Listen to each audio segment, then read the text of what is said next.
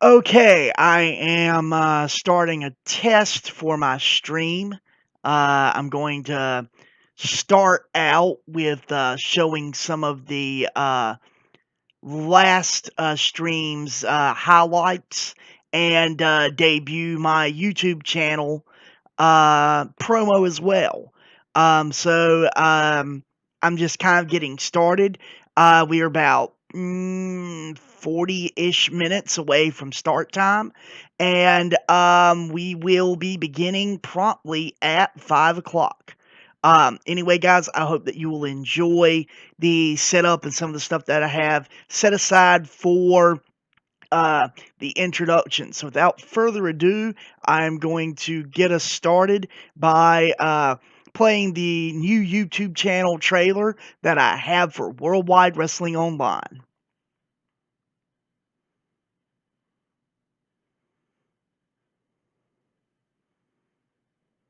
The official channel of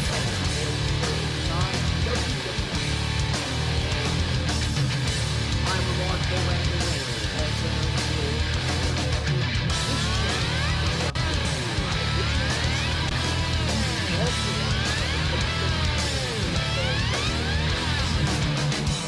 This channel features the best matches of each week, biographies of the wrestlers, updates on uploads and what join me from the best WWW all never exist. Be sure to follow me on Twitch at World5. Subscribe to Worldwide Wrestling Online and come back for more original wrestling content.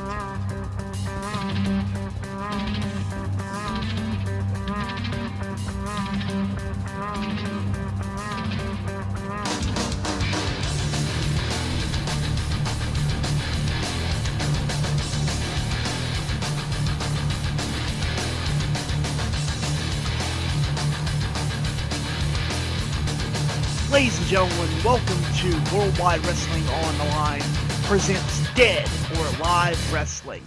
I'm Remarkable Randall Reigns, and I am here to update you on a current situation within the Worldwide Wrestling Network. Currently, a rivalry between Bigger Graham and Tiger Man McCool has gotten incredibly heated, and these two individuals have been having incredible slugfest matches. What I'd like to do today is show an example of one of the dynamic, destructive matches that these two individuals have been having over the last couple of weeks. So, without further ado, I want to present Bigger Graham versus Tiger Man McCool.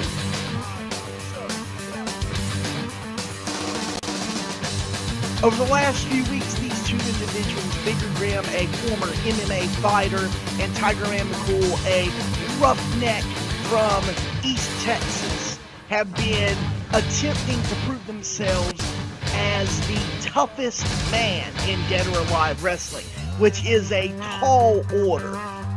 Bigger Graham's history as an MMA fighter and professional fighter, and Tiger Man McCool's history as a bar brawler has made these matchups incredibly difficult to call. And with Tiger Man McCool's no tolerance for pain, it has been very interesting, to say the least, to see Bigger Graham attempt to finish off the man from East Texas. Now, one of the things that has been in the news on Worldwide Wrestling has been the loss that Bigger Graham had at the hands of the Kindred just last week. Bigger Graham and his tag team partner Montezuma Cortez lost in a tag team match, and it's going to be interesting to see how this loss weighs on the mind of Bigger Graham. So without further ado, I'll take you to the ring.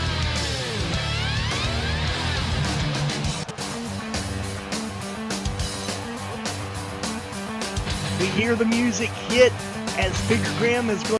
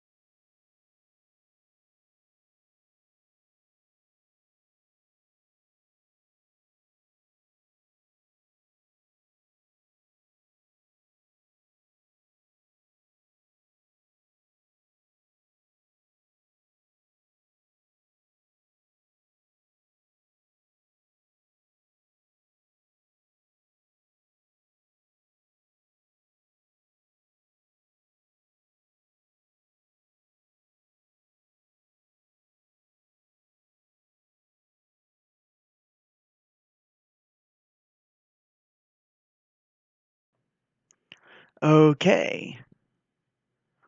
Those of you who are joining the stream right now, we're going to be going live in about 8 minutes. This is Worldwide Wrestling Online, and we are tonight going to be focusing on Dead or Alive Wrestling, which is the extreme wrestling promotion in the WWW universe.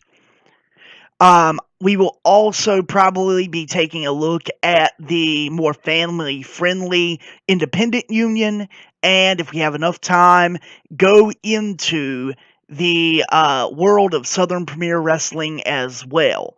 What I'm doing right now is I am re-showing the top 3 matches of Worldwide Wrestling Online, the feature show of this league. For those of you who are not aware of what I'm doing with this promotion, Worldwide Wrestling is a league, sort of like the NFL, and it's made up of 4 other promotions. It's made up of the Empire Wrestling Federation, which is done similar to Strong Style. It is the Dead or Alive Wrestling, which is more like ECW or Garbage Wrestling Fed or IWA Mid-South. Then you have Southern Premier Wrestling, which is like NWA and early WCW, Southern Wrestling, and then we have the Independent Union, which is essentially where a lot of different styles blend together. The thing that I could best describe the Independent Union as is kind of like if you took some of the British wrestling and progressive, along with a mixture of some of the goofy gimmicks in Chikara, and mixed in with a little bit of Wrestle Circus, then you'd have kind of the Independent Union. So these 4 promotions work together in the league of Worldwide Wrestling, and they have the ability to share talent. There's an open door policy among these 4 promotions, and they promote 4 pay-per-views a year under the Worldwide Wrestling banner. Without further ado, I'm going to let you finish the last kind of review matches. Then I'm going to play the promotion for the trailer for my YouTube channel one more time, and then I'm going to do the ending of the Bigger Grim Tiger Man McCool match, which is to kind of set up the rest of the stream. Anyway, guys, thank you for your viewership. Don't forget to follow. Follow me on Twitter at Failed Hero Productions. Follow me on YouTube as Failed Hero. Basically, if you look up Failed Hero, then or Worldwide Wrestling Online, you will probably find me on there. Also, in my stream, you will see several promotions of that as well. Anyway, man, guys, enjoy the previews, and we will be getting started promptly at 5 o'clock.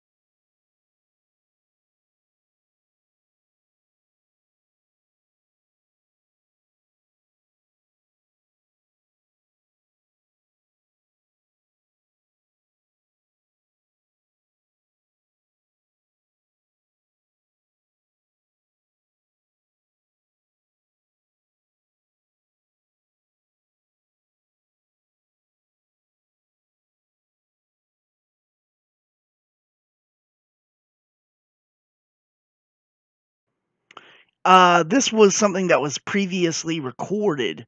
Is the volume on it not that great?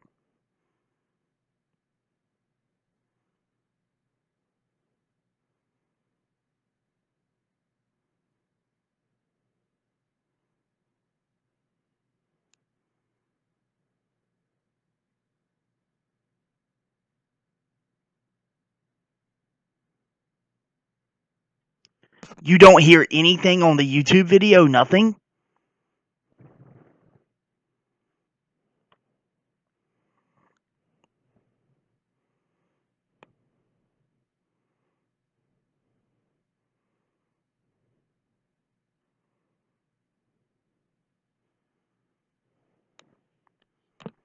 That is weird as crap because it came through loud and clear with me um, when I tested everything. Oh well. Well, I guess we'll get started with the stream anyway because this is all background. So here we go, guys. Welcome to Worldwide Wrestling Online. I'm Remarkable Randall Reigns, and tonight, Worldwide Wrestling brings to you Dead or Alive Wrestling.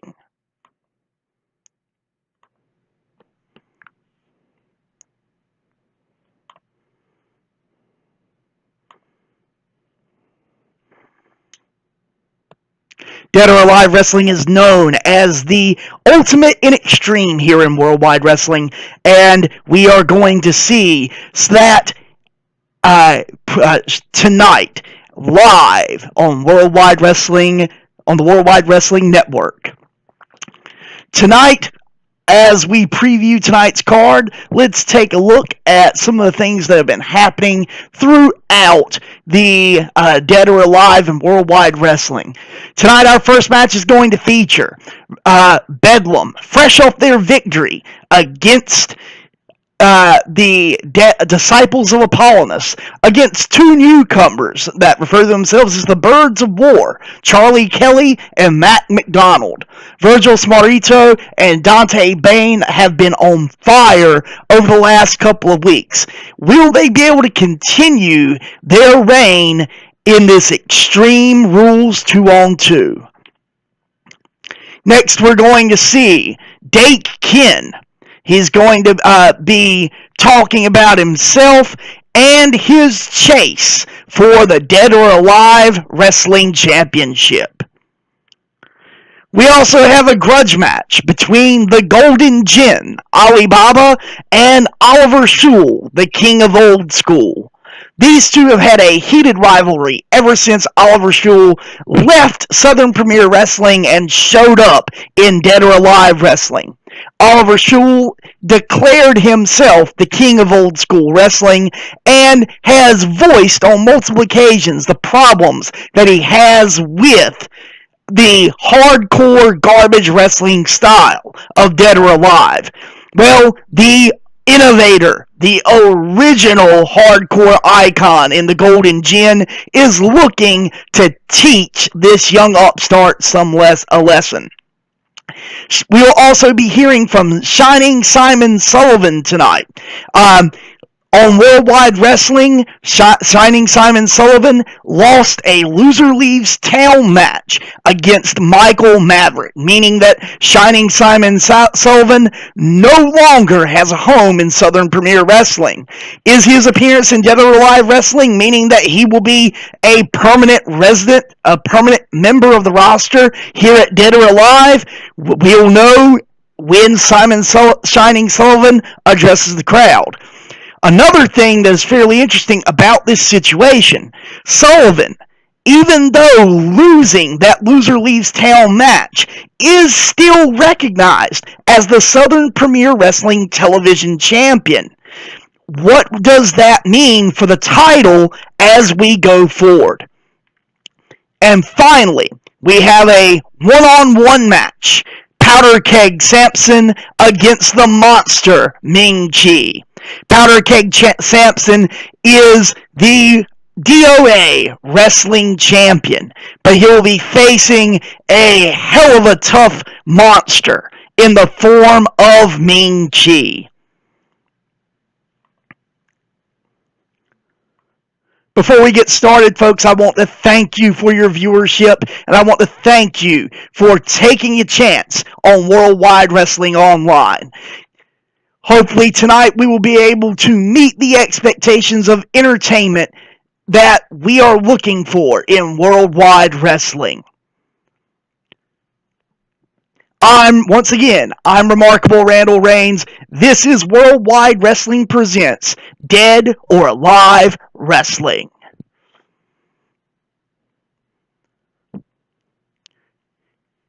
Tonight's card seems very exciting as we're going to see an Extreme Rules Tag Team Championship. We're going to hear from Dake Ken. We're going to see an all-out brawl between Ming Chi and Powder Keg Sampson, and hopefully we are going to get some clarity on the situation as to what is going on with Shining Simon Sullivan and the Southern Premier Wrestling television title.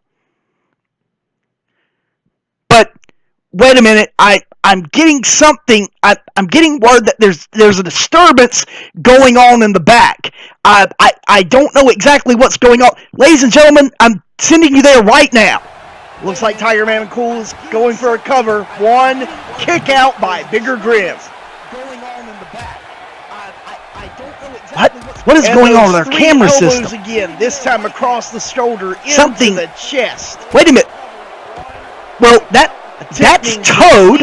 Toad in the yellow and green. And Toad, formerly of this man Southern Premier Wrestling, who has made his home here into a hard right hand by Bigger in Dead or Alive Wrestling. Combinations like that have made this man so I don't recognize the man in black. Tiger Man McCool follows up with a right hand of his own.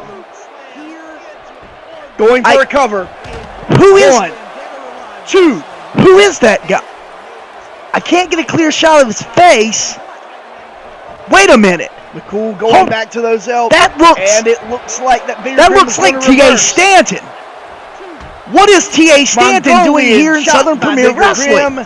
I mean, in Dead or Alive Wrestling. Tiger Man McCool reverses it. Gee, Bigger Grim T.A. Stanton has been. Looks like he has been honestly retired for several months. McCool reverses. What is McCool doing here? Let him go. What is he doing here? There by Bigger Grim. And furthermore, why is he attacking Toad? Toad is one of the most well-liked members of the Dead or Alive roster and is incredibly popular in the Worldwide Wrestling Network. What problem could T.A. Stanton have with Toad? Kick out by Grim. What is going on here? Tiger Man McCool isn't going to let a little thing like the rules get in the way of a victory. Toad looks like with that Northern Light suplex. Looks like he's trying to control the situation.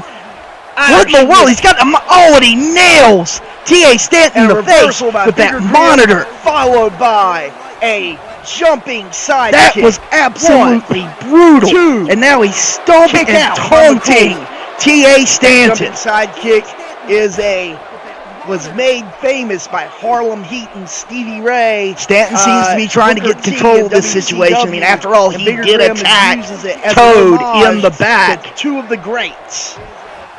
Solid kick to the stomach. Bigger Grim followed by another punch. Body slam. Toad reverses that fireman's carry in a DDT. I mean, this was completely unexpected. I mean, we expect extreme situations here. Artist and Bigger Grim is not going to allow him to allow himself to tap out like that. Bigger Grim very quickly reverses that Boston Crab with a solid kick to the back of Tiger Man McCool.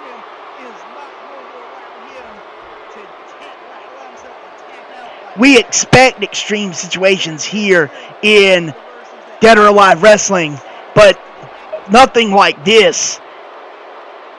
These two are absolutely decimating each other back here in the backstage area, and it looks like T.A. Stanton has been bloodied by Toad, but it's kind of hard to tell with that long hair flowing in the... Oh! And it looks like Toad's just thrown Stanton into the locker room and into the lockers. What is the problem between these two guys? And Toad just standing there, and Stanton is absolutely out on his feet, trying to recover from this brawl in the backstage. Toad just standing there, and Stanton is absolutely out on his feet. Stanton recovers, attempt at a sidewalk slam, back into the lockers. Toad to T.A. Stanton, kick to the head. You normally wouldn't expect to call actual moves during a backstage brawl, but what is going on?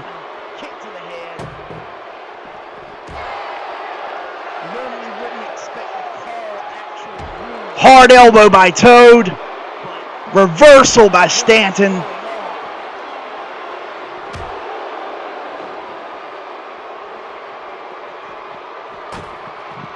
Hard elbow by Toad. And once again, Stanton, hard-headed as he is, appears absolutely out on his feet. Stanton has been known throughout the Indies as the Lights, as the Celtic Rebel. We have no idea what he's doing in Dead or Alive Wrestling. And what's Toad doing? Toad looks like he's got pile driver. That stump puller pile driver. And it looks like Toad got the better of T.A. Stanton. My God. Absolutely brutal. Why did T.A. Stanton attack Toad? And furthermore, what is he doing here in Dead or Alive Wrestling? My God. Absolutely brutal. Why did T.A. Stanton attack Toad? And furthermore, folks, now I'll tell you, we have a treat coming up. A tornado tag match between Bedlam, Dante Bane, and Virgil Smarrito against the Birds of War, Charlie Kelly and Mac McDonald. The Birds of War are an inexperienced team from Philadelphia. They tend to, they say on their resume that they have, they're part owners of a pub known as Patty's. They tend to, they say on their resume.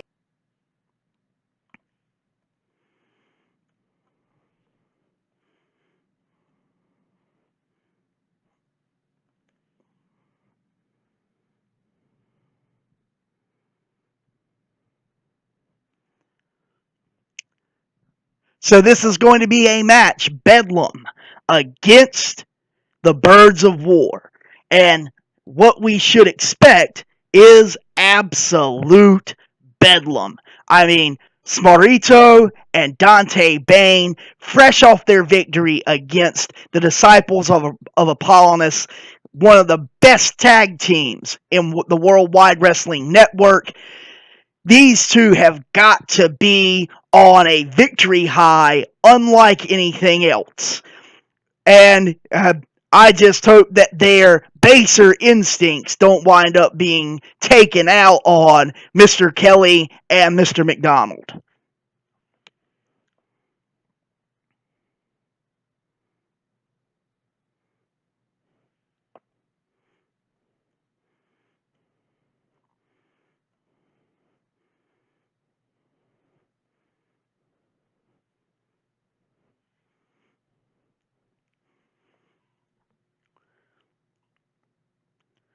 We have Virgil Sarmiento in the black and yellow and Dante Bane in the red and black.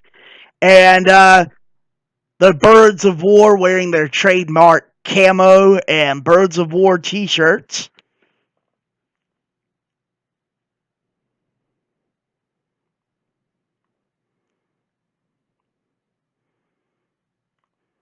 But honestly, folks, what was that about Dante Bane and about T.A. Stanton and that attack on Toad? I mean, what does that mean for the future of T.A. Stanton in professional wrestling? I mean, after all, I heard that the man was looking to go into acting. I mean, what is he doing here in the most extreme federation, the most extreme promotion under the Worldwide Wrestling banner?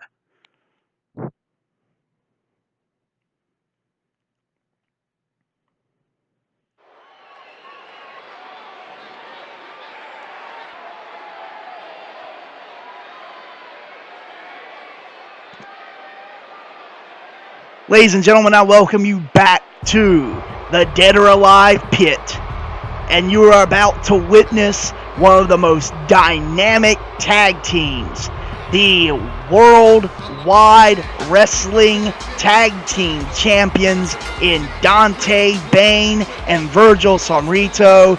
They are known as Bedlam, and their wrestling and fighting style is just that.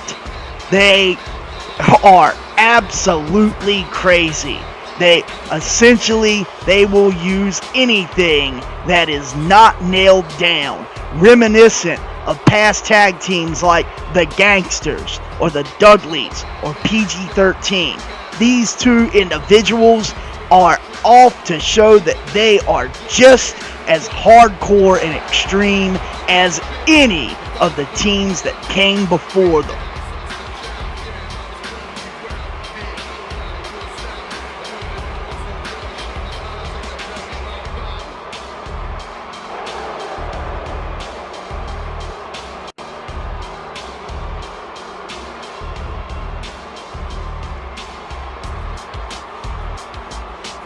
As Bedlam prepares for their opponents.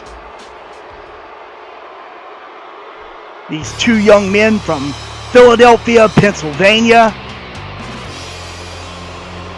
And it looks like Charlie Kelly is coming out by himself, almost as if that Matt McDonald is afraid to step into the ring with Bedlam.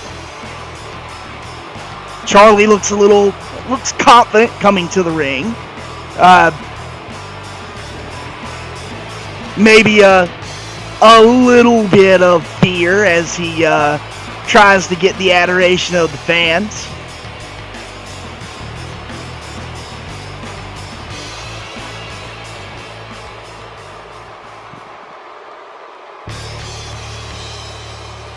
And the fans are waiting for absolute bedlam, and as it looks like Mac did make his way to the ring in this extreme tornado tag match. Dante Bane starts it out with a running neck breaker.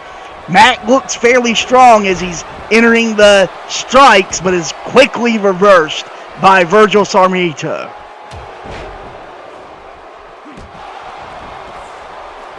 Underhand chop by Bane, double knee strike by McDonald. And I'll tell you what, McDonald is looking stronger than I expected here in this match. And Charlie Kelly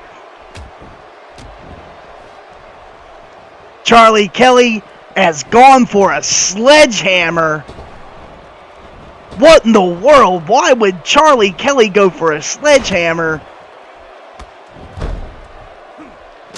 into the steel steps by Dante Bane, stomping on the small of the back?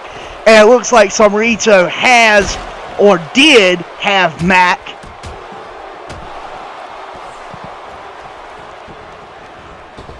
And we've got Somrito and Mac McDonald squaring off, almost going blow for blow and move for move. Charlie Kelly and Dante Bane on the outside in the element that Dante Bane is most comfortable with.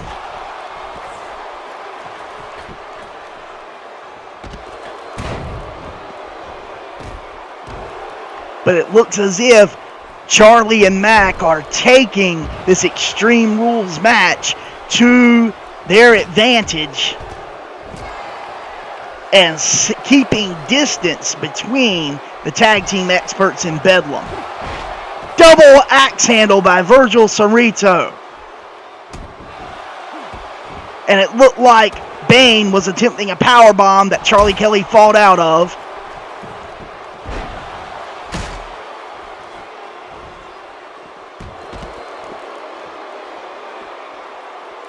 Dante Bane standing tall, and it looks like Mac is attempting to go for another weapon, and he's got a baseball bat, and instantly drops it as Bedlam looked as if they were about to start double teaming, and it looks like they are trying to set their sights on Charlie Kelly.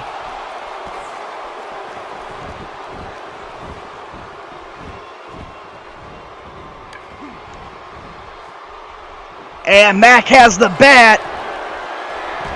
Sombrito cuts him off. And a body smash by Sombrito. Bane covers Kelly. Kick out by Kelly. Michinoku driver by Virgil Sombrito. Reverse DDT by Kelly to Bane.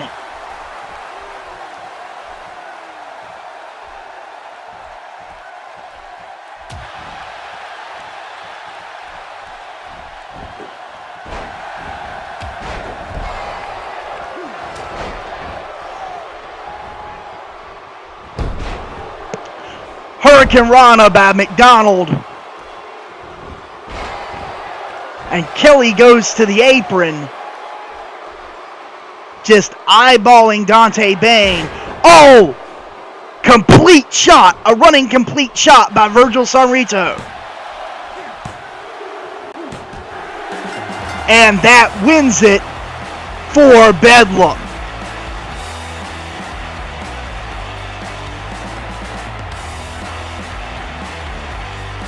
Let's take a look at the highlight reel. We saw Bane go for his patented German suplex. Just as Sorrento went for that body splash. Two of their trademark maneuvers on these two gentlemen from Philadelphia. Michinoku driver on McDonald.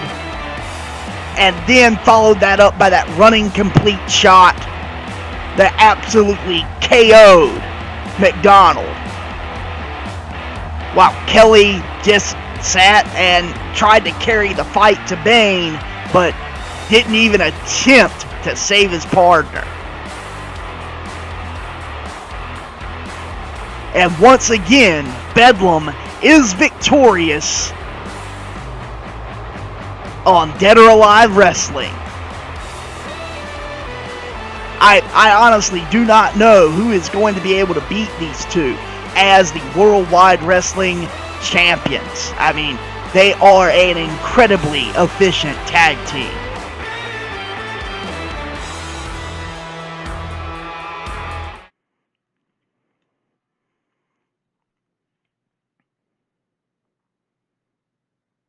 So, no more plaid to go with the stripes and the tie. I mean,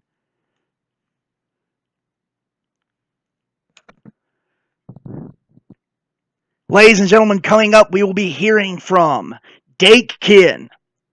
Dakekin is a former Dead or Alive Wrestling champion. He, along with the Golden Gin, Alibaba, and Powder Keg Sampson, and Major Tom Colt, are known as the founders of Dead or Alive Wrestling. They essentially put hardcore wrestling in the Worldwide Wrestling Network on the map. And they are the reason that Dead or Alive exists as a promotion today.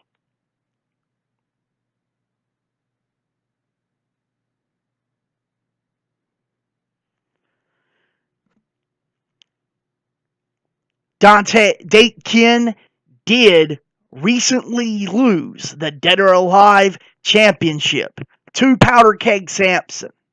That was about 4 months ago, and Dakekin has been attempting to get a title shot ever since.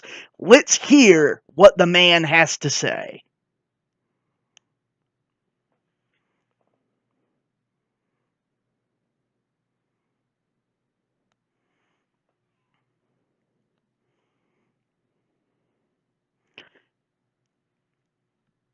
Be prepared for poor impersonations.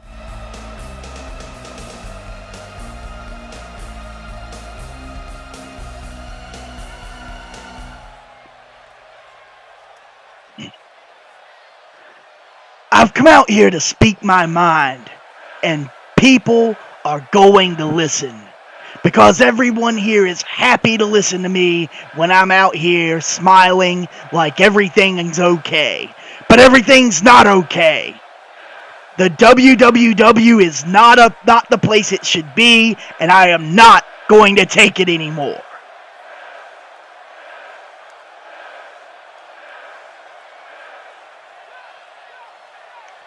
In the WWW, to be a winner, you have to be willing to sacrifice everything. Your personal life, your body, everything that makes you who you are in order to reach your potential. This guy thinks he can just coast by and have everything handed to him without sacrifice. That's why he's a loser.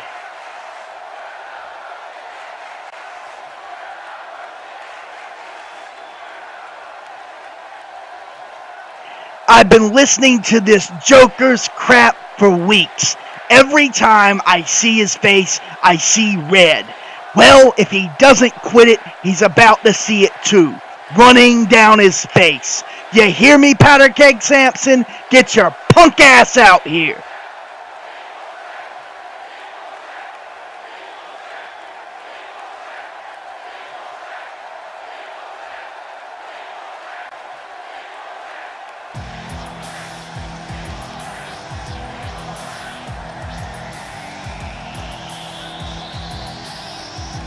And it looks like Powder Keg Sampson is answering the call of Dake Kin to come to the ring.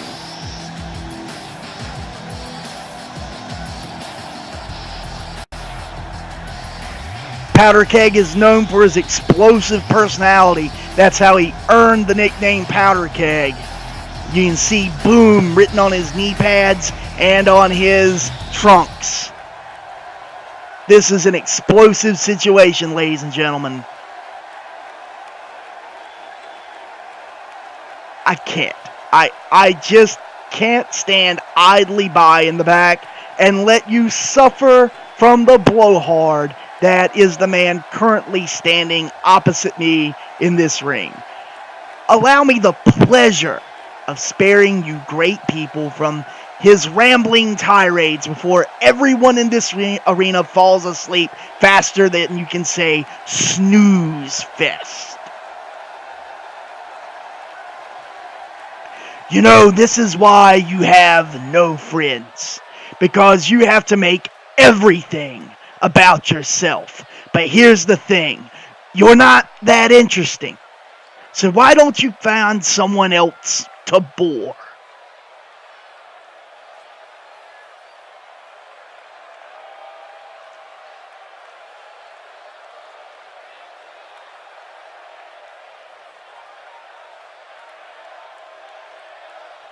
Every time you open up that squawk box, I want to fill it up with my fist.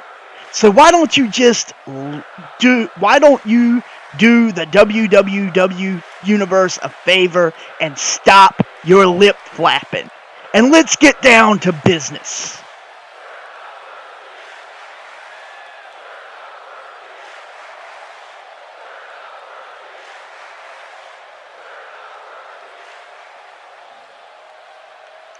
This is just like the time I went to the grocery store and they were out of my favorite cereal.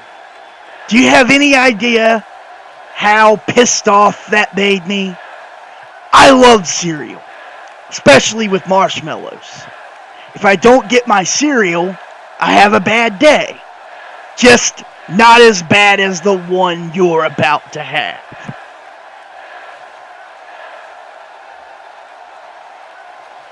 You know, I never liked you, but I've always respected you, and maybe that's my problem. I respected a sorry son of a bitch like you, but now it ain't about respect no more. It's about teaching you that no one talks to me like that.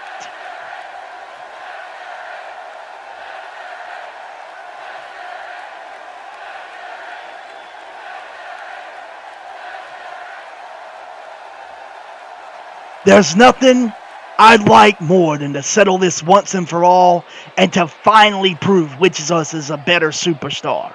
When that happens, you can sure as hell bet I'm going to give it my all. And I expect nothing less from you because I want no excuses.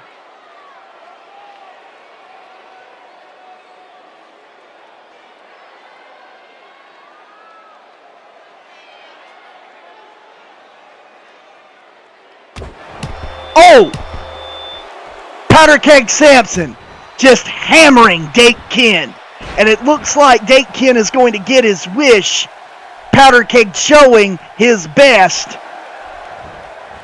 Dake Ken going for a German suplex. This is exactly what Ken wanted. He wanted to lure Powder Keg Sampson out here to show his superiority. And these two guys are going at it.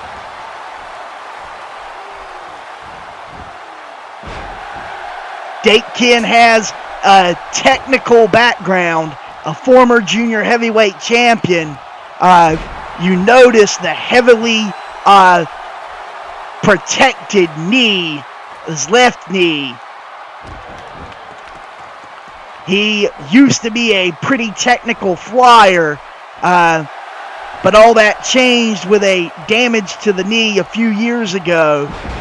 He now that's what made him go into the hardcore style in the first place.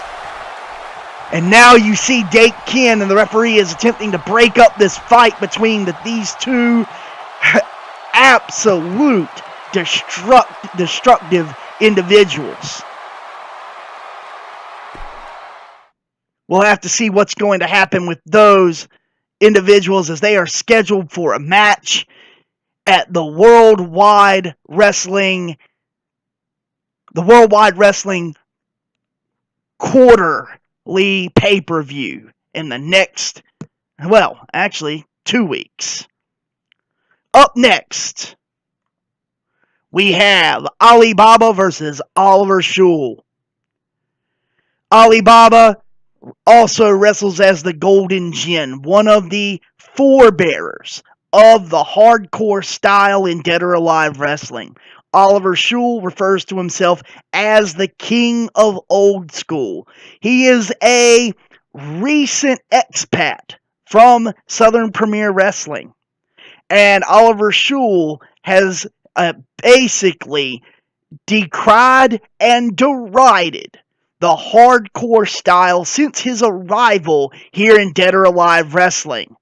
And Alibaba has had enough of it, and he has decided to bring back his Golden Djinn persona just to teach Oliver Schul the lesson he deserves.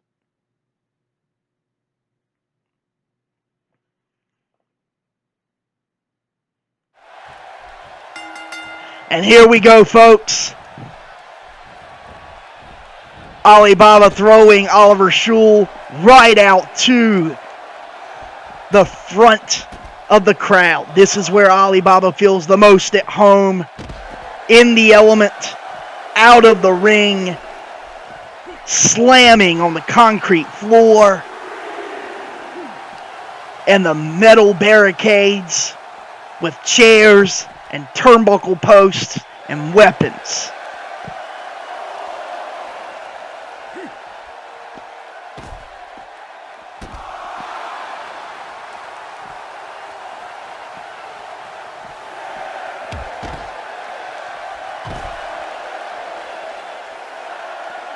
We see Oliver Schul got the better hand of that exchange on the Golden Djinn.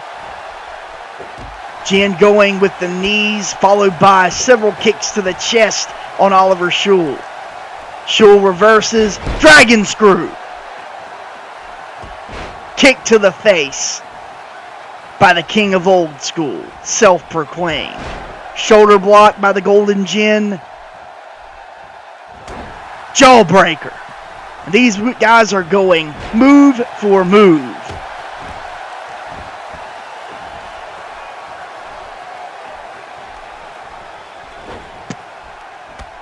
Solid kick to the spine by Golden Jin, followed by a double axe handle. Jin stomping away.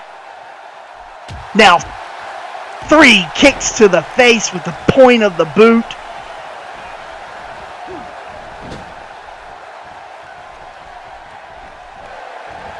Shul coming back with that clothesline in the turnbuckle. And a reversal by the Golden Jin. Stomping on the small of the back and the high neck area. Jin going up to the second turnbuckle. Calling for Shul to stand up. Taunting. Diving cross body by the Golden Jin.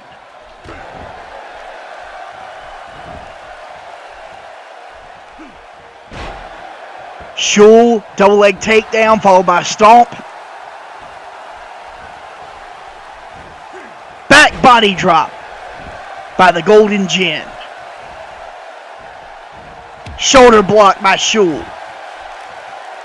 And the big man goes with a standing moonsault. Shul going up to the top rope. And he misses with a diving knee drop. The Jin capitalizes with a stomp to the knee followed by a stomp to the face. Shul gets back up. Snapmare. Hard. Right cross straight to the midsection. Back chop by Shul. What's he setting up for? Looks like he's going for a suplex. Stomping away. Setting up. Double axe handle to the high shoulder back area.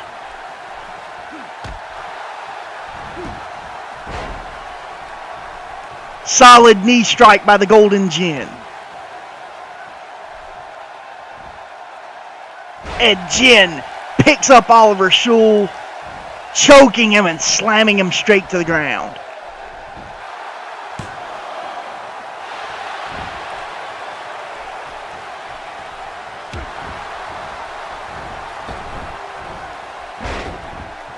Hard pointed elbow to the back of the head of Oliver Shul, and he rolls out of the way.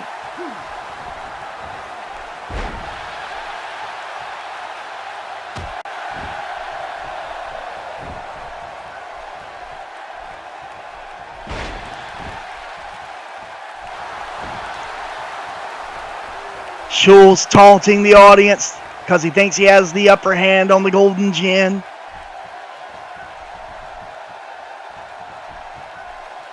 And Jin reverses the back suplex into a crossbody.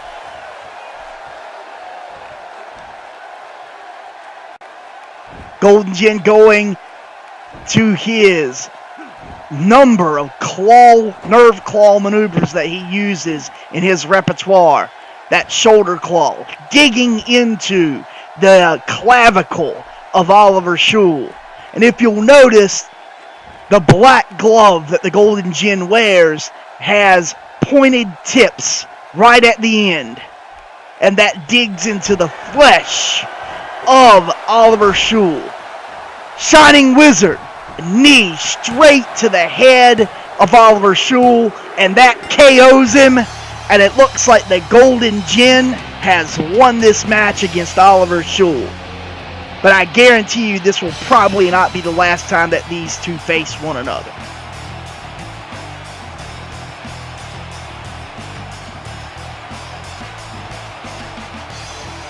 What's this? Has Oliver Shul won the respect of the Golden Jin? But looks like Shul's not going to have any of it. Slaps the right hand away as he attempts to offer a handshake.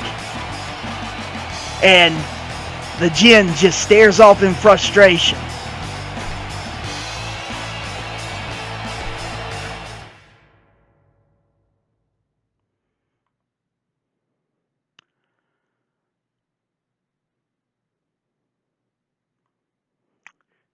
And yes, everyone is all correct. The bright orange plaid shirt, it's actually an outdoor work shirt that I normally work in. I'm kind of just lounging in it right now.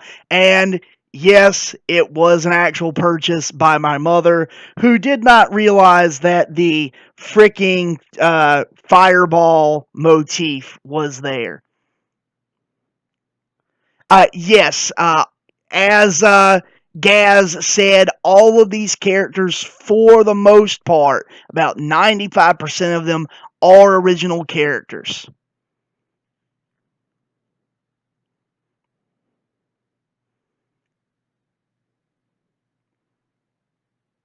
So, while we are waiting, is there any questions from chat?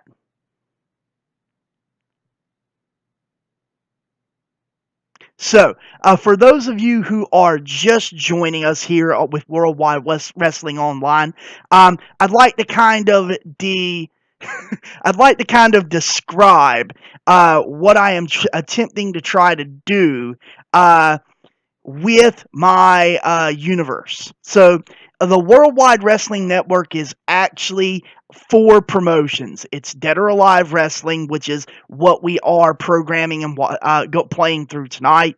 It is Southern Premier Wrestling, which is sort of like an old school NWA / early WCW promotion.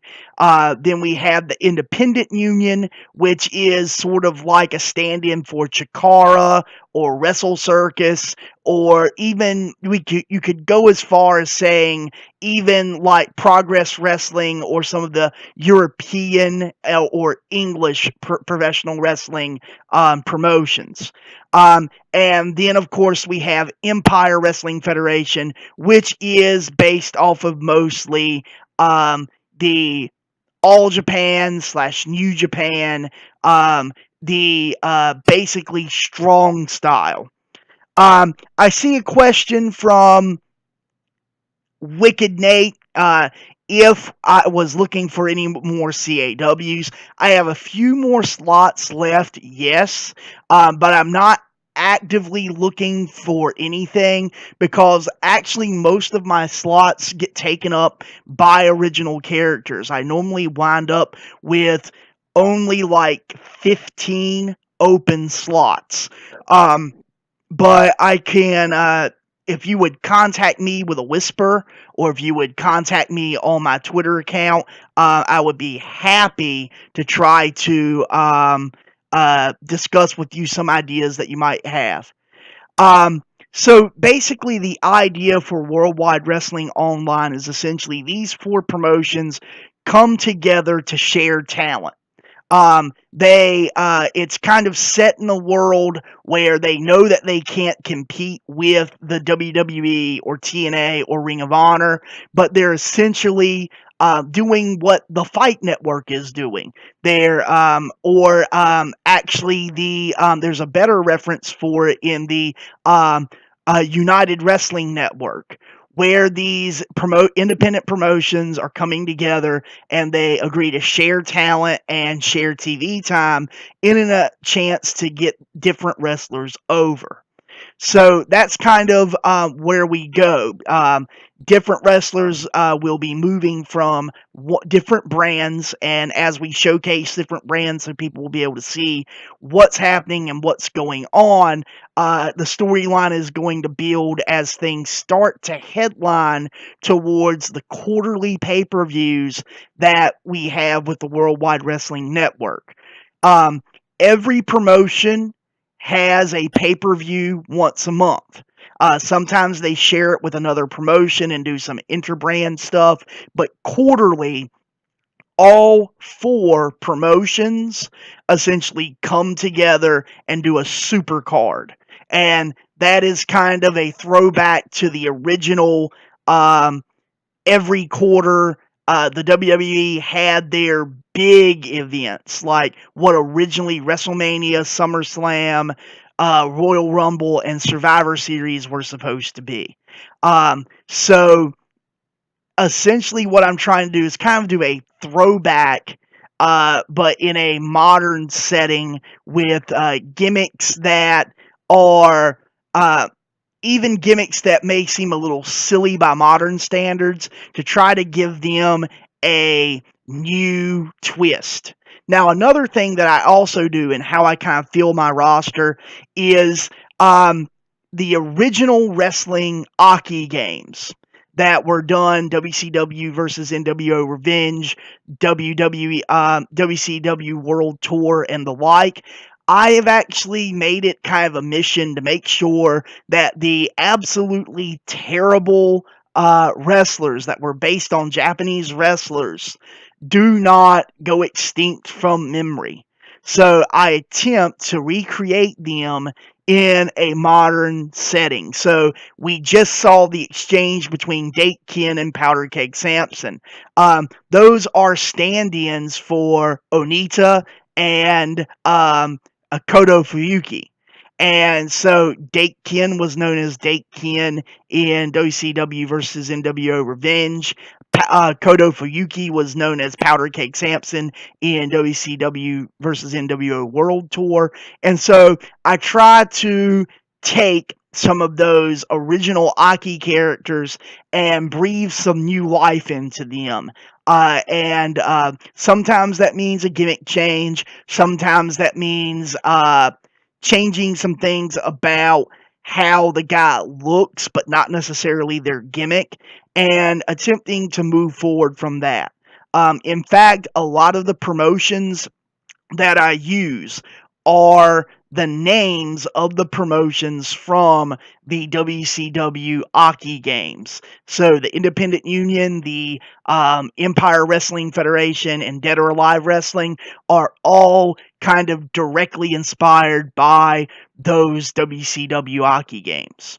Well, anyway, back to our actual presentation. And ladies and gentlemen, tonight we are going to be hearing from Shining Simon Sullivan. Shining Simon has recently lost a loser leaves town match against Michael Maverick. And Michael Maverick has basically saw fit to make sure that Shining Simon Sullivan is no longer a part of the SPW roster. Is Shining Simon Sullivan going to be a member of Dead or Alive Wrestling? Folks, I have another promo that I'm want to cut with Shining Simon Sullivan. So what you see on the screen isn't what I'm going to be saying. Ladies and gentlemen, I have recently suffered a terrible loss. The Worldwide Wrestling Network champion, Michael Maverick, has kicked me from my home in Southern Premier Wrestling. He's essentially made me unwelcome in the place where I made my name. And on top of it, he thinks that by removing me from SPW, he will be able to take away my pride and joy, the Southern Premier Wrestling television title. And I am here at Dead or Alive Wrestling on the Worldwide Wrestling Network to say that is not going to happen. Remarkable Randy Reigns said on the live broadcast of Worldwide Wrestling that I would have to give up my title if I lost to Michael Maverick in that loser leaves town match. Well, they can't claim the title if they can't catch me and if they can't track me down. So what I am saying tonight is that while I am now a free agent and still the Southern Premier Wrestling television champion, and that if any of the morons back in SPW want the Southern Premier Wrestling title, they are going to have to come and take it from me.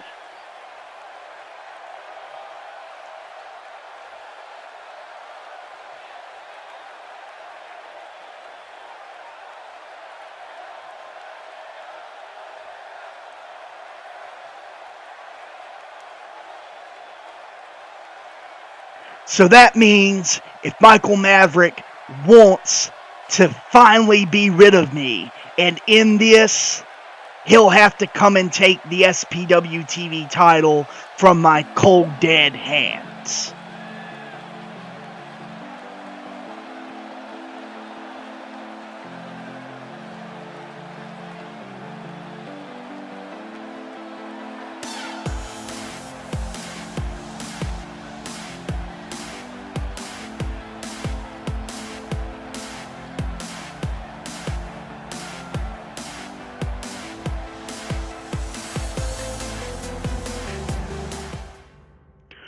Strong words by Shining Simon Sullivan.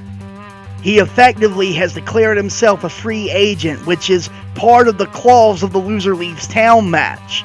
But he has also stated that he will basically be defending the Southern Premier Wrestling Television title anywhere but SPW. This is going to be incredibly difficult for Gibson Ellis of Southern Premier Wrestling to deal with. Ladies and gentlemen, we're going to have to figure out what this really is going to mean for the Worldwide Wrestling Network now that we have a rogue champion. Now, ladies and gentlemen, here we come to the main event of the evening. Powder Keg Sampson, who we've just seen an explosive exchange with Dake Kin against the monster Ming Chi.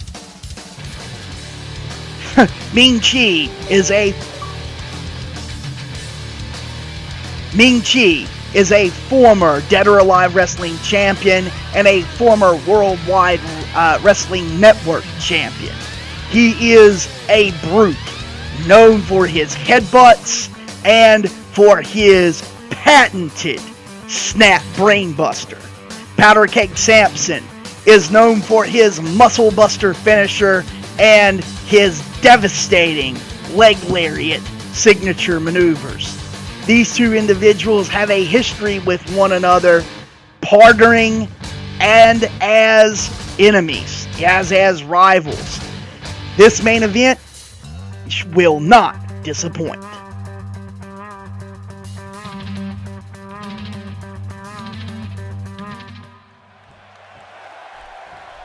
Shit, I forgot to turn on the entrance. Ladies and gentlemen, this match starts off. Powder Keg Sampson, arm wringer into the leg drop on the arm, attempting to weaken Ming Chi from use of his arms. If he can't lift them up, he can't get them in the brain buster.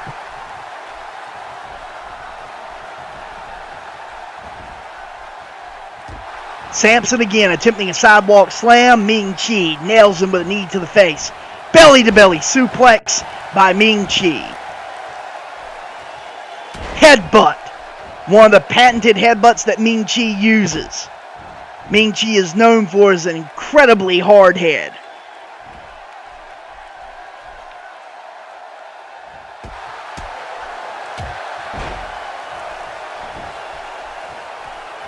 Chi kicking and stomping away on Powder Keg Sampson.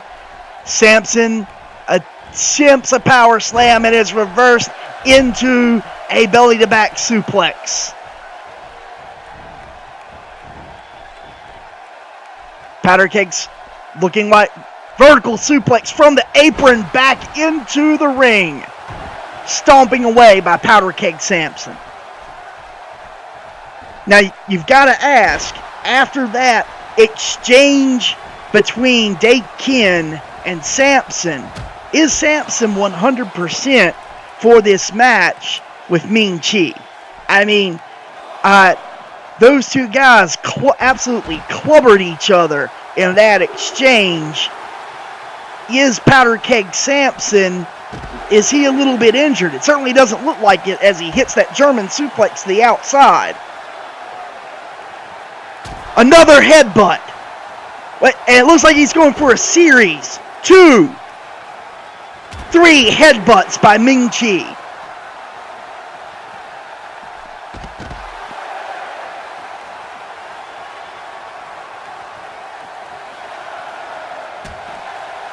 Hard right, straight to the stomach of Powder Keg Sampson by Ming Chi. Ming Chi, Powder Keg hits with that belly-to-back suplex. And the referee stops the count as Ming Chi throws Powder Keg back into the ring.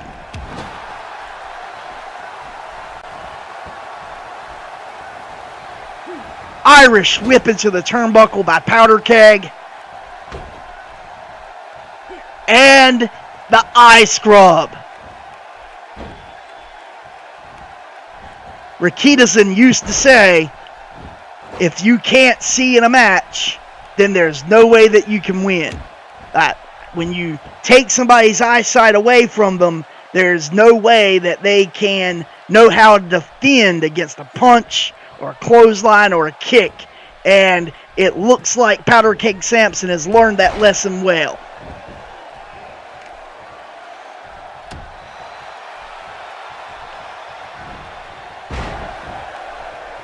Mongolian chop by Chi. Into the turnbuckle. Reversal by Powder Keg. Powder Keg looks like, oh, he was attempting a power bomb and we wound up with a back body drop. Reversal by Chi. Headbutts once again by Chi, utilizing that massive cranium.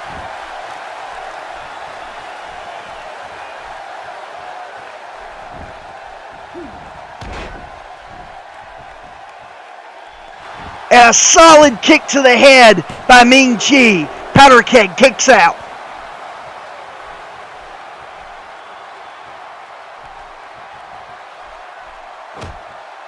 And Ming Chi continues with a stomp to the head, grinding his face to the mat. Elbow drop. Powder Keg looks like he's busted open as Ming Chi was attempting to paint the canvas with the blood gushing from Powder Keg's forehead. Kick out by Ming Chi.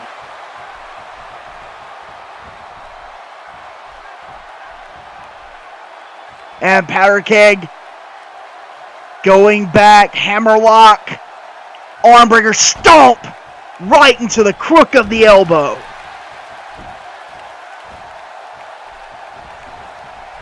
Arm drag by Ming Chi.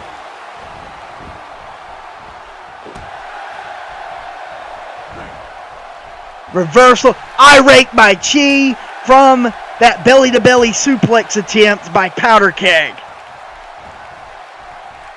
And a back suplex by Ming Chi from that exchange. Cover by Ming Chi. 1, 2. Kick out by Powder Keg.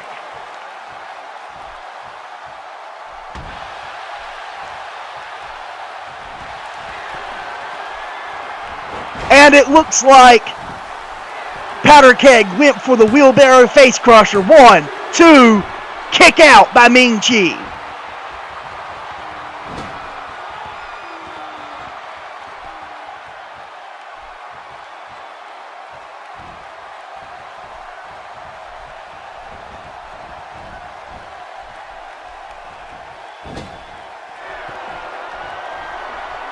And it looks like Ming Chi throwing Powder Keg Sampson out of the ring. Running and baseball slide drop kick.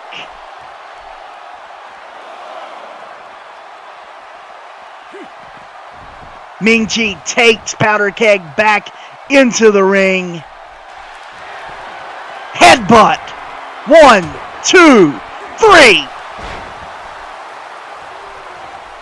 And a cover by Ming Chi. 1, 2, and another kick out by Powder Keg Sampson as these two hosses take it to one another. European uppercut by Powder Keg. And it looks like attempting a Fisherman Buster and the Lariat by Ming Chi. Punches to the head, opening up that already gushing wound. If you look carefully, you would almost see a little bit of blood on the white tape of Ming Chi's left fist. And he's painting the canvas red with blood.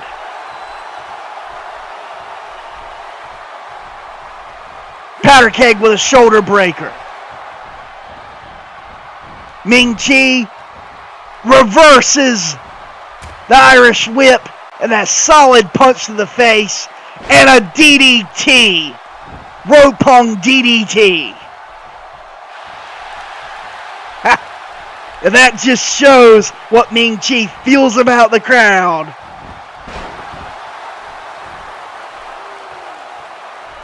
Powder Keg covers, but I don't think it's going to mean anything. 1, 2, kick out.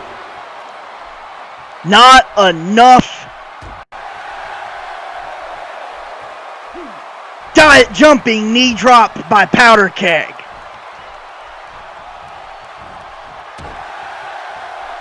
These two have beat the absolute crap out of each other. And once again, Ming Chi going back to those headbutts. Cover. 1, 2, 3. And it looks like the toughness of Ming Chi's cranium finally pays off as he hammered Powder Keg with at least, I guess, 15, 16 headbutts throughout this match. That running kick, if Powder Keg was a weaker individual, that probably would have been the end of it. This is one of Powder Keg's patented maneuvers, that wheelbarrow face buster. Just wasn't enough. And you don't often see that from a big man, that sliding baseball slide drop kick. Desperation cover by Powder Keg. Just wasn't enough, and here we go again.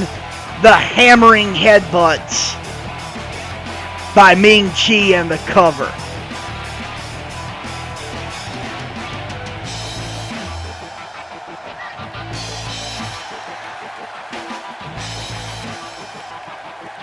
As Ming Chi celebrates his victory, that ends the main event match for tonight on Dead or Alive Wrestling. I'm Remarkable Randall Reigns. Join us next time for Dead or Alive. DOA.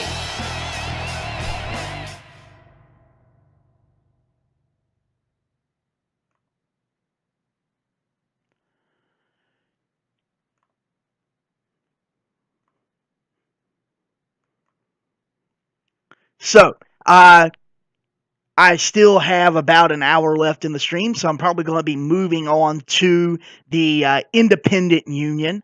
Yep, that's right. And so, let's check out tonight's card of the Independent Union. So, we're going to have a triple threat match. Bolt Jameson with the Lightning Bolt face paint against Rey Munoz and Kokio Kishi, also known as the Shadow Warder or the Black Ninja. We also see Toad versus Alex Wright. Toad we just saw in that beatdown with T.A. Stanton. Will that be seen later on tonight?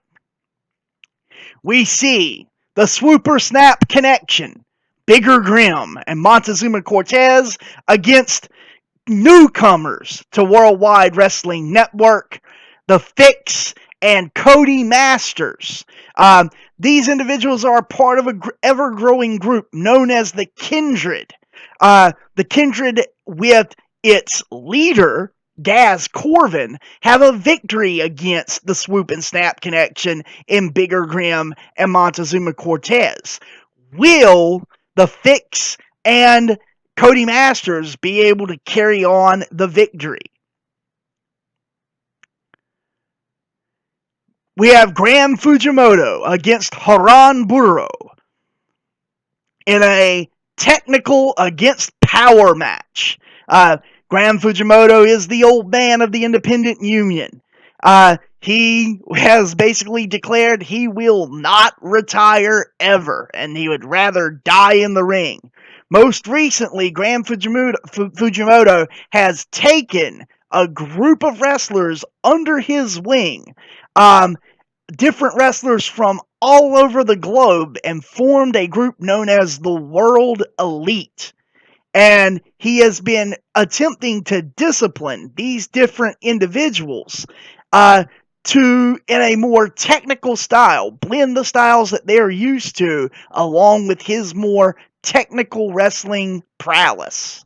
Haran Buro is the raging bull of the Independent Union, a complete and utter powerhouse, so this will be a definite clash of styles. And finally, we have Shining Simon Sullivan against the leader of the Kindred, Gaz Corvin. So, tonight seems to be an epic show, as we are going to see, live from Philadelphia, Pennsylvania, the Independent Union.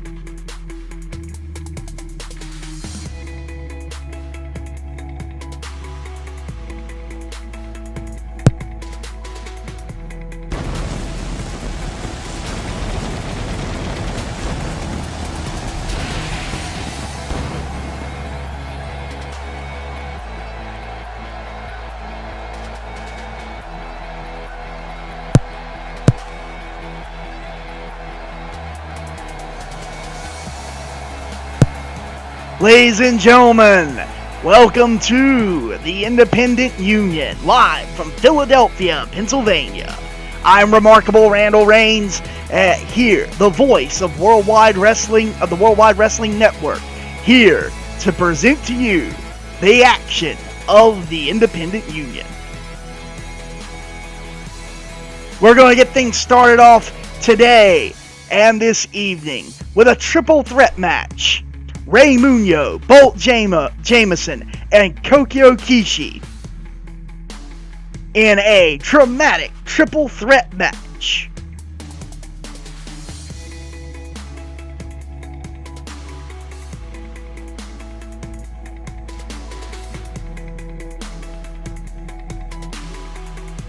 Bolt Jameson is the current, is a former Independent Union champion, as is Kokyo Kishi. We will hopefully in the future, Rey Munoz is a future champ. These top contenders will be squaring off here in the first match of the Independent Union, the inaugural match of the Independent Union on the Worldwide Wrestling Network.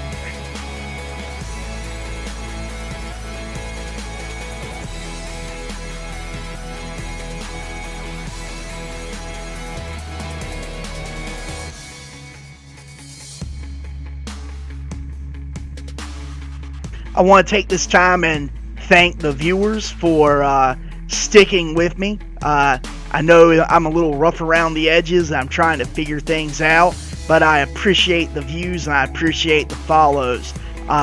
Thanks a lot. It's very encouraging.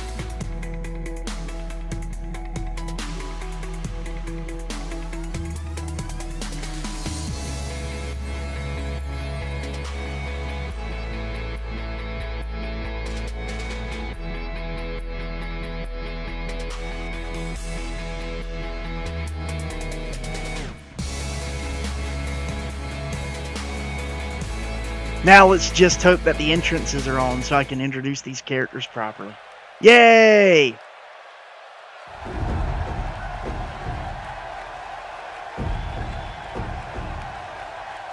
So, Rey Munoz. Inspired, originally from China. Inspired by the legendary story, The Journey to the West. Took on this Monkey King character and spent quite a bit of time down in Mexican promotions like AAA and CMLL. And coming to the United States, his small stature was sort of his detriment. And he has recently found his home here as Rey Munoz, the Monkey King, here in the Independent Union. Now, despite his small size, he is an incredibly well-built individual. Very strong and stocky for a 5'11" professional wrestler.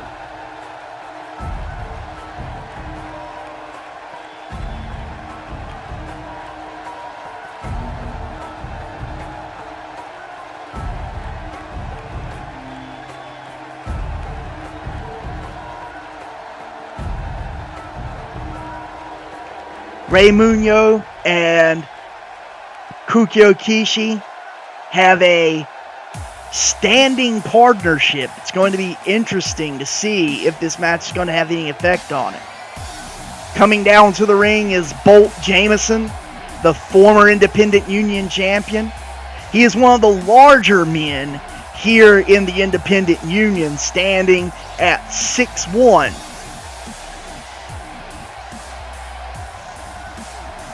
One of the powerhouses here in the Independent Union. He is also one of the head trainers and recruiters of this organization. So there's a lot of love for Bolt Jamison as he comes to the ring. Oh, and it looks like he just absolutely shoulder brushed the Monkey King there. I wonder what that's about.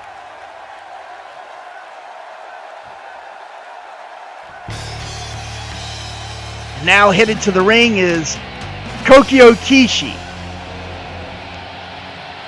That roughly translates from the Japanese to Shadow Warrior. Utilizing the Ram symbology that was used by Randy the Ram Robertson and the Wrestler. Taking that upon as a badge of honor.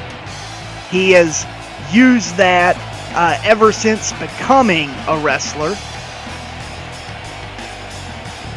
Rumors swirl about this individual. He does have a background in the martial arts, and some people say that the things that he does in the ring are fairly mystic.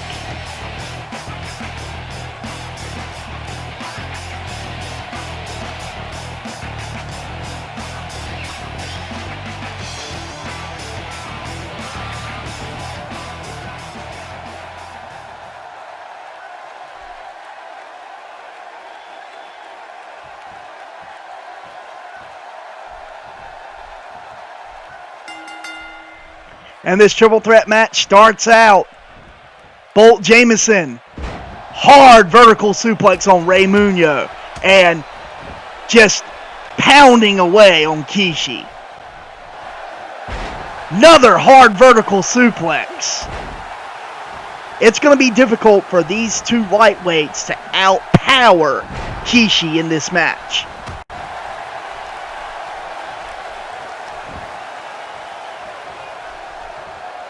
Rey Munoz going for a choke slam. Reversal by Kishi. Bolt Jamison attempted a Yakuza kick on Kishi. Reverse hammer blow to the back of the head. Running drop kick by the Monkey King.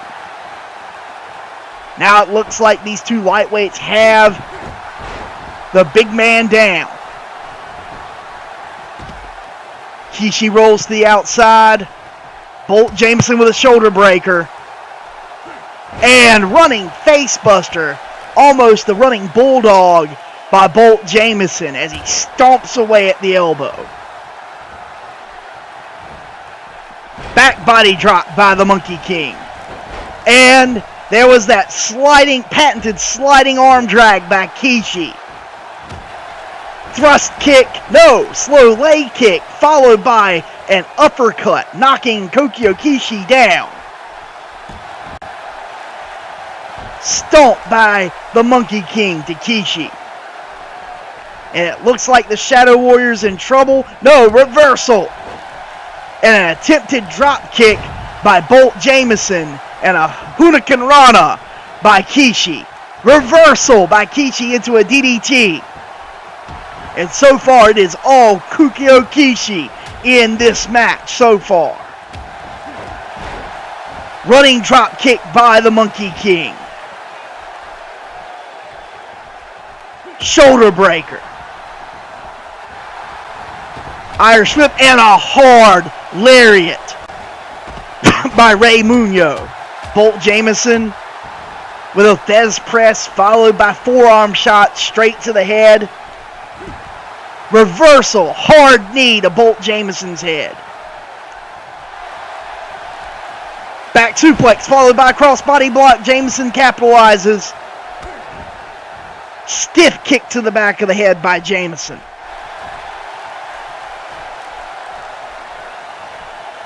Looks like he's setting up for a power slam.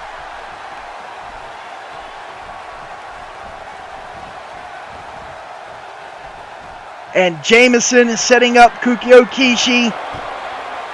He's got him on the top rope. What's he setting him up for? Looks like it's going to be a top rope vertical suplex. Shades of the Great Barry Windham suplex. Followed by a sidewalk slam. And Bolt Jameson heads to the top rope. And misses with a diving knee drop. Rey Munoz tries to stomp.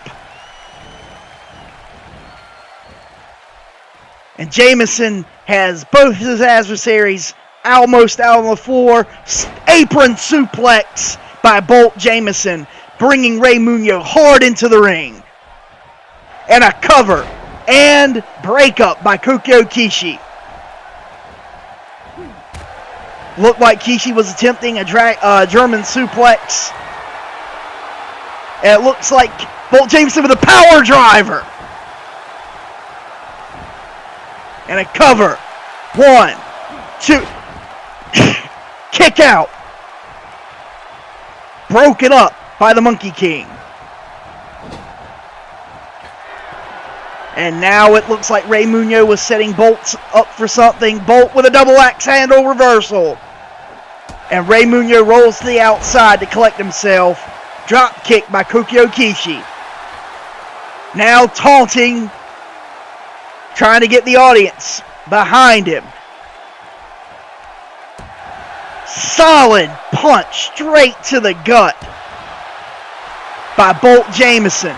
And it looks like a tombstone and reversal by Bolt Jameson. Tombstone pile driver.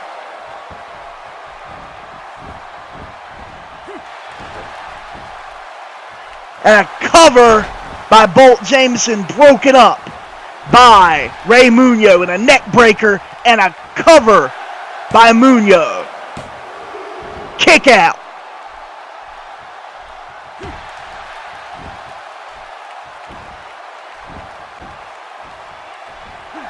Looks like Munoz is going for one of those nerve holds that he learned as a Shaolin monk.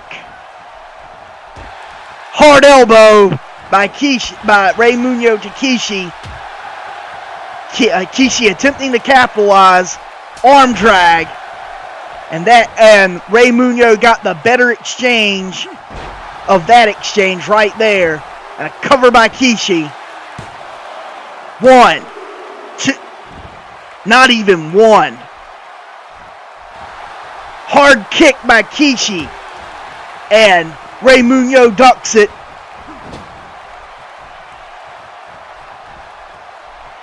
Snake Eyes by the Monkey King. Followed by Powerbomb by Jameson. And he hooks the legs. 1, 2. The Monkey King attempted to kick out, and Jameson flips it over into a high angle Boston Crab. And it looks like the power game wins as Rey Munoz taps out.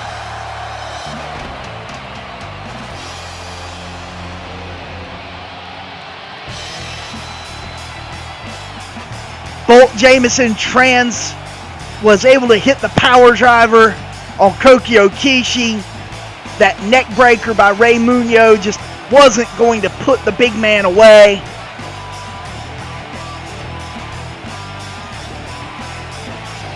These three individuals put on one hell of a show in the opening match for the Independent Union.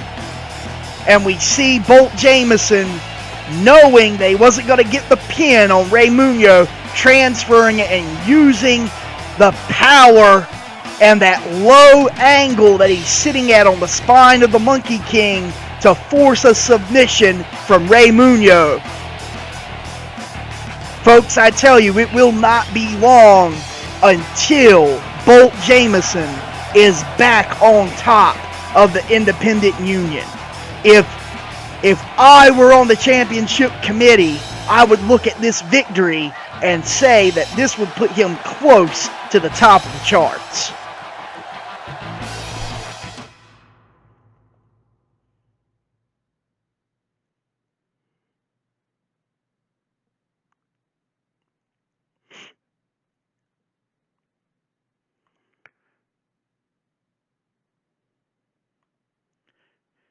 Ladies and gentlemen, we have a very special guest appearance here tonight on Worldwide Wrestling Presents the Independent Union.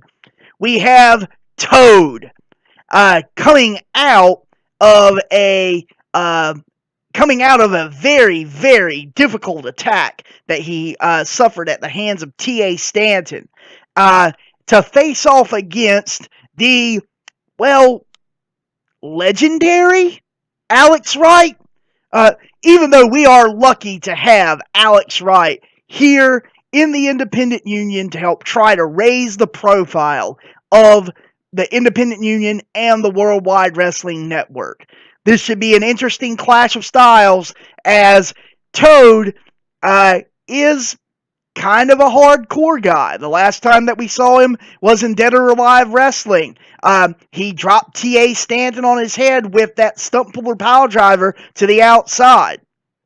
Alex Wright, mostly known as a technician and a bit of a dancing fool.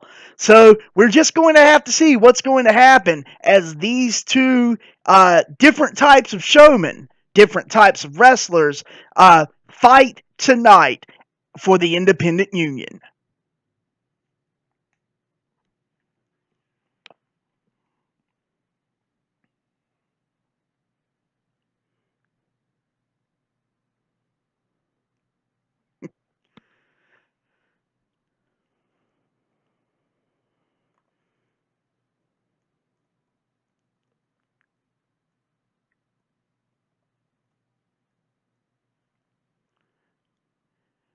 So headed to the ring is Toad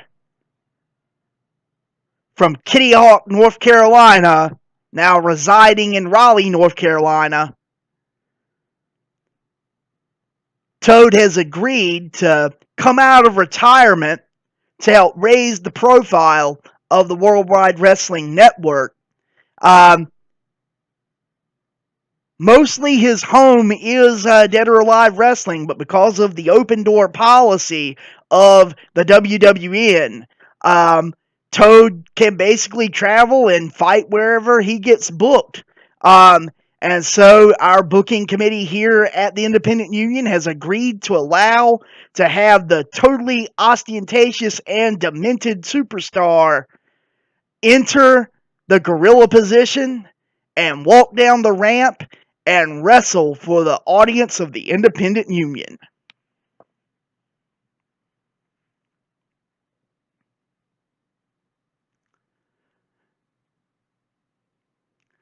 Up next, headed to the ring, is the Boogie Knight, the former Berlin, the legend in his own mind, Alex Wright. As you see him dancing for the audience, and Das Wunderkind really does not have the support of the fans here tonight. And who could blame them? I mean, this guy had a fairly, well, understated run in WCW, and after the Berlin attempt at changing his look kind of failed, much to the disappointment of this announcer. We're just going to have to see what's going to happen with Das Wunderkind and Toad here tonight.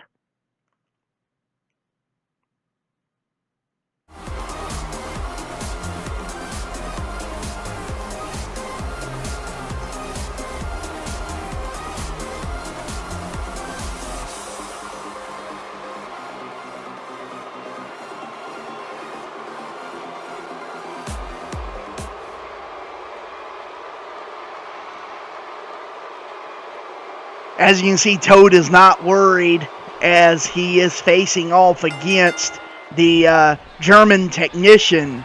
But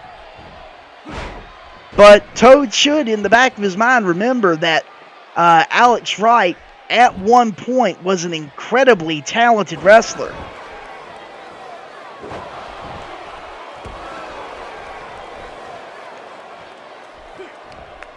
Toad going toward the face and eyes. You can take the wrestler out of Dead or Alive Wrestling, but you can't take the Dead or Alive out of the wrestler.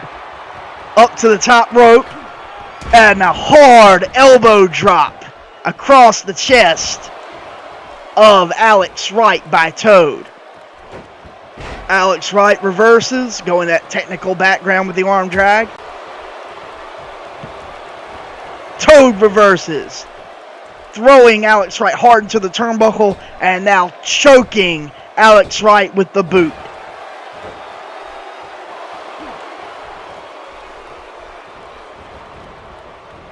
Hard into the turnbuckle again goes Alex Wright by Toad. Toad setting him up on the top rope. Looks like he's going for a superplex. Superplex by Toad.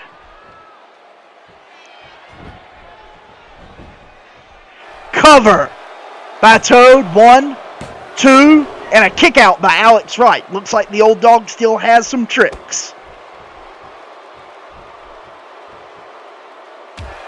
Hard elbow shot by Alex Wright. That looked a little low to me.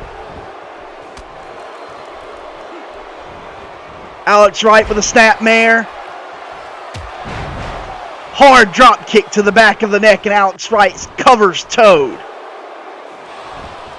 Kick out. It'll take more than that to put away Totally Ostentatious and Demented. Going for that neck crank, trying to weaken the neck of Toad for his patented neck breaker. Hard shoulder block by Toad. And Toad drags Alex Wright for a cover. 1, kick out by Wright. Hard stomp to the back of the head. And once again, Toad going back to the rake of the eyes and that claw to bring Alex Wright up.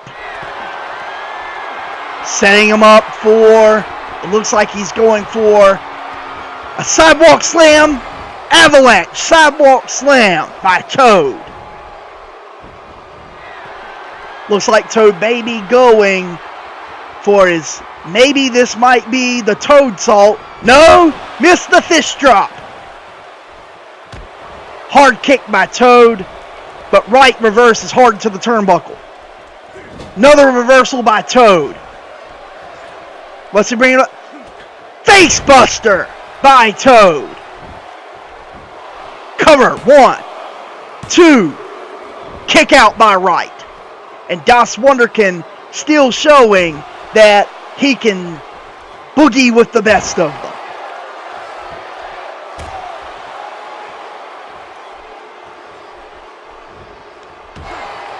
Hard reversal by Wright. Looks like Toad. Hard elbows, 3 of them. Right to the jaw for Alex Wright. Reversal by Wright. And a hard elbow of his own to the small of the back of Toad. 2.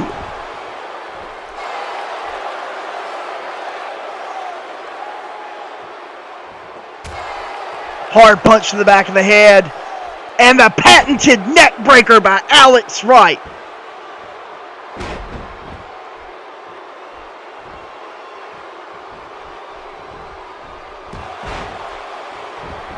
Folks, bear with me as I appear to be having some network problems.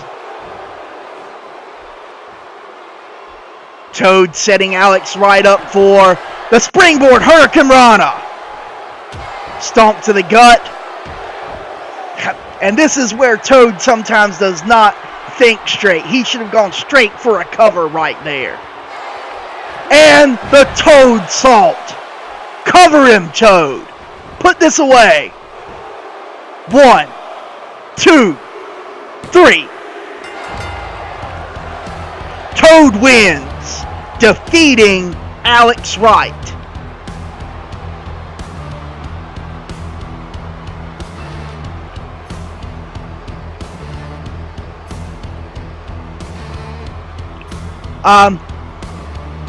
Actually, Gary, if you will remember, Alex Wright, as Berlin, used the hanging neck breaker as his finisher.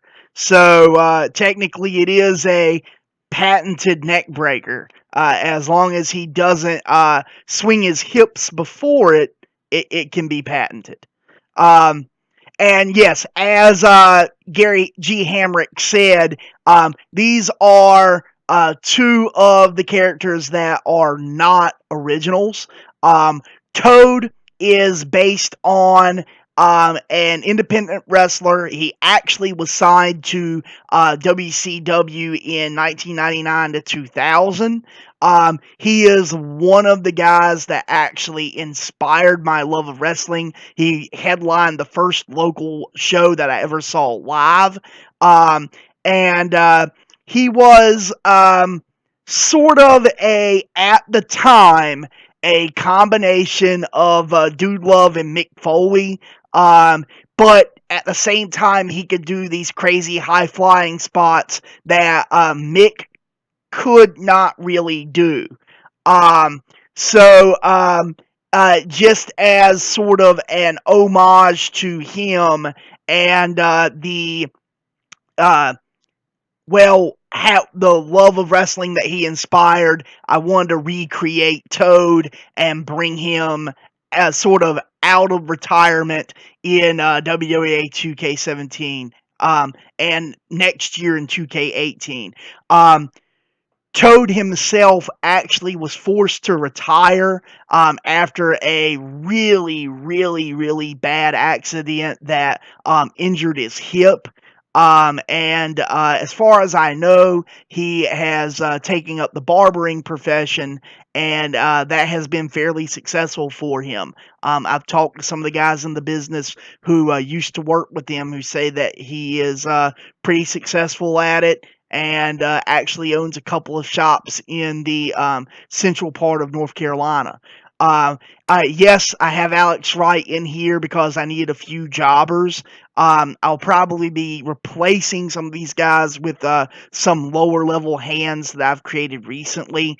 So hopefully we won't see some of these guys that aren't meant to be unoriginals much longer. I'm still filling out the roster.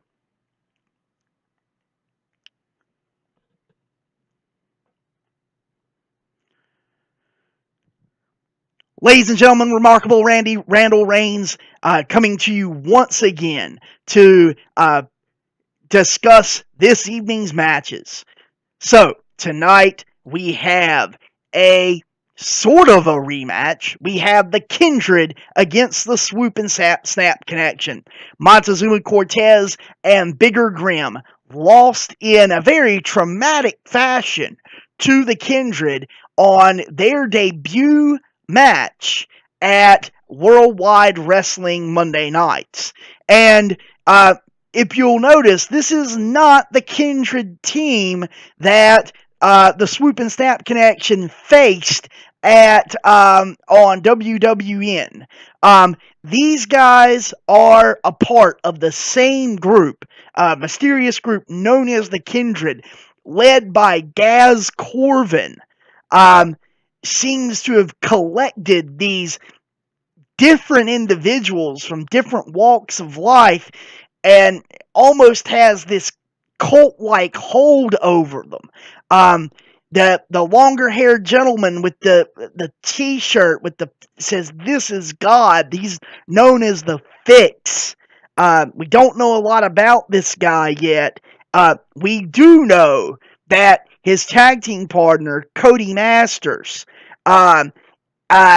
essentially views himself as some kind of manhunter.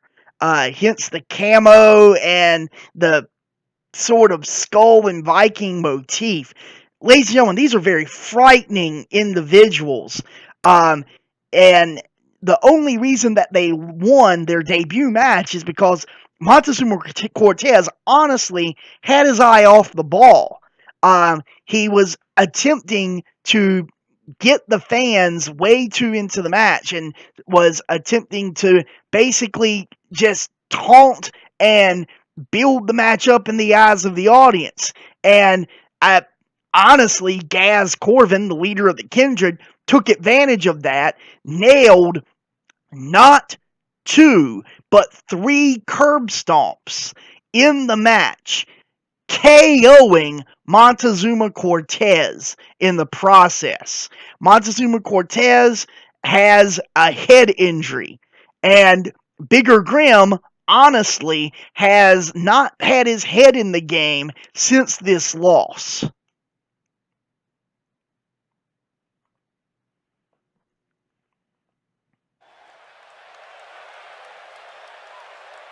The Swoop and Snap Connection have teamed together for several months. The name comes from the fact that, obviously, Montezuma Cortez is a luchador, known for his high-flying ability. Bigger Grim, former MMA fighter, known for his submission prowess.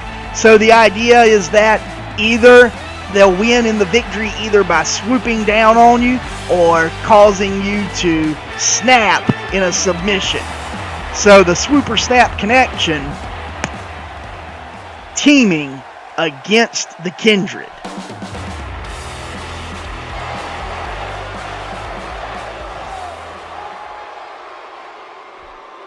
And we see the two teams discussing strategy. Looks like Montezuma Cortez and the Fix are going to be starting this match out. Cortez starting out, with a double arm gut buster.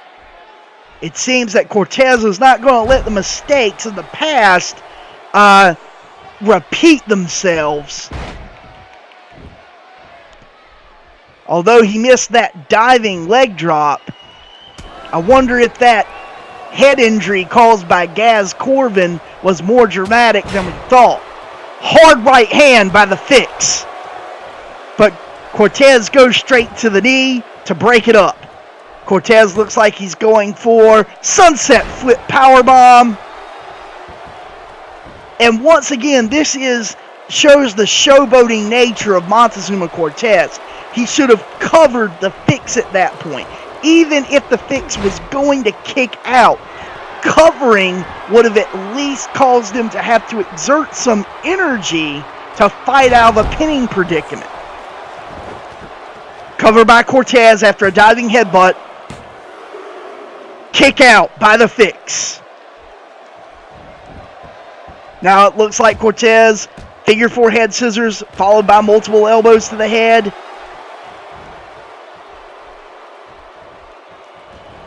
The Fix throws Cortez and a hip toss.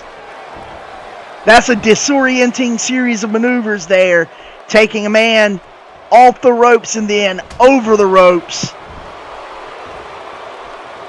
Cortez now, hard right kick to the spine of Cody Masters.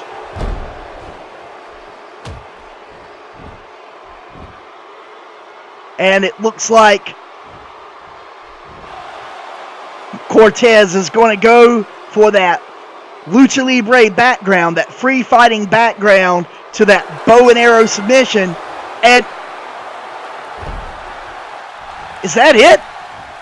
Wow, the first elimination caused by Cortez and a submission by Cortez, which honestly, I don't know if I've ever seen Cortez win by submission before. Normally he goes for that high-flying style. How did Cortez pull that off? Maybe Bigger Grim's mentality has finally has started to wear off on him. Go for a submission and wear down a body part. The Fix versus Grim now. Grim fighting back after the face buster by the Fix. Cover by Grim. Kick out by the Fix.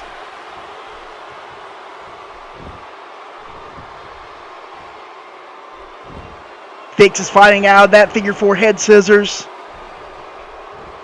And it looks like sidewalk slam to Bigger Grim by the Fix.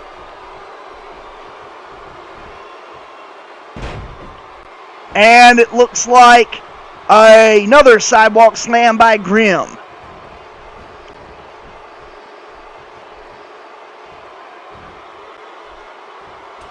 And the Fix has Grim in a tree of woe. Reversal. Knee straight to the face. What's Grim gonna... Oh! And a fall-away slam suplex by Grim and a cover. 1. Kick out by the Fix. The Fix is a fairly big guy. He will probably take a decent amount of damage. Grim probably needs to go more for his suplex styles than the striking styles for the Fix. Fix stomping away on Grim, systematically attacking the arms, which are Grim's best weapons in his matches. Normally, once again, his finisher is a crossface chicken wing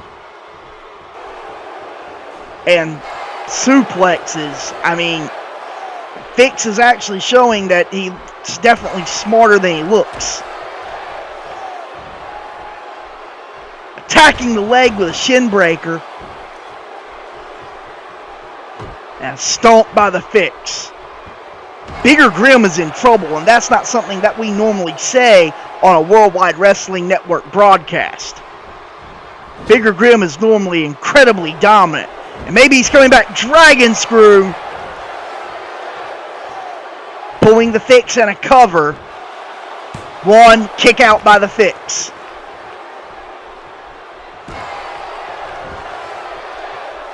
And it looks like Bigger Grim is tagging in Montezuma Cortez. Maybe Cortez's speed will be enough to disorient the Fix. Reversal by Cortez, landing him on his back. And it looks like a cover by Cortez. Kick out by the Fix.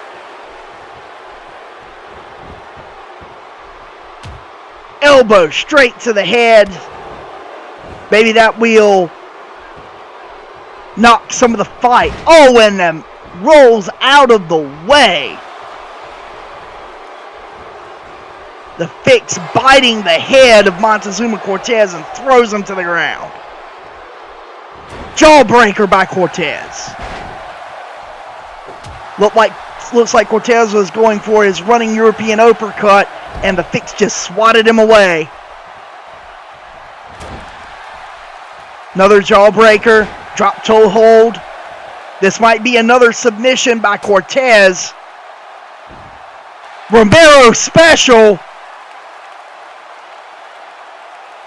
And he is working the back of the fix. And the fix reverses.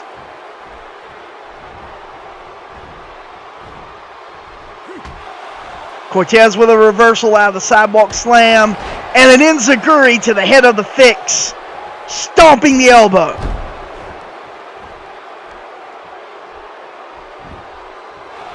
Cover.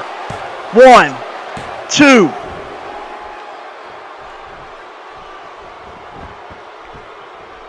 Figure 4 headlock. And the fix is busted open. This, judging from the t-shirt that the fix is wearing, that might not be a good idea. It looks like this man might live for Bloodsport. Single arm facebuster by the fix. Cover. 1, 2. Cortez kicks out.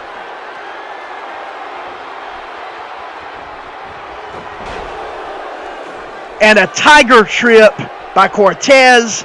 Stomp to the arm from where he weakened him with that Romero special. Uppercut by the fix. Hard punch by the fix. Kick to the leg by Cortez.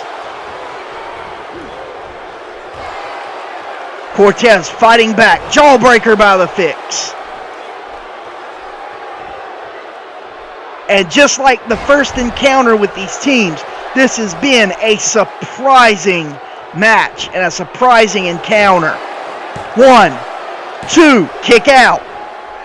What an impressive debut by the fix of the Kindred.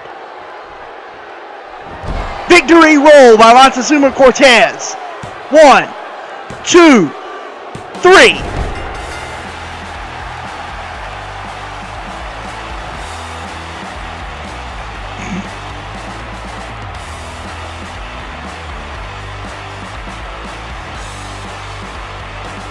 We got to see Cortez fly with that diving headbutt and also use his speed to score the victory, and also, in a rare occurrence, actually cause the Cody Masters to submit. It looks like the Swooper Snap Connection got their victory back from the Kindred, but who's to say if this rivalry is over? I'm fairly certain that the leader of the Kindred, Gaz Corvin, is not going to be happy about this loss to the Swoop and Snap Connection after their decided victory on Worldwide Wrestling Network.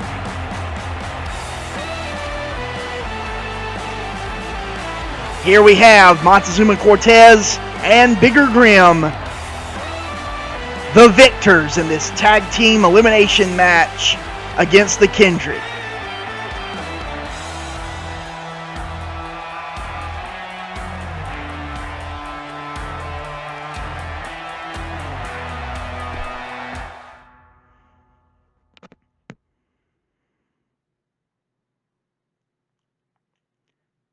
Ladies and gentlemen, the following match is going to be technical versus power. And crafty veteran against rookie. Haran Buro, since his debut here in the Independent Union, has been called the Raging Bull of the IU. And Graham Fujimoto is the old master. Master of the Fujiwara armbar in all its forms. Haran Buro brings a few things to his repertoire as well, in the form of a tombstone pile driver and the Anaconda Vice, which he calls the bullwhip. These two individuals have a great clash of styles. Power against technician. And hopefully we will get to see the best of both styles here tonight on the Independent Union.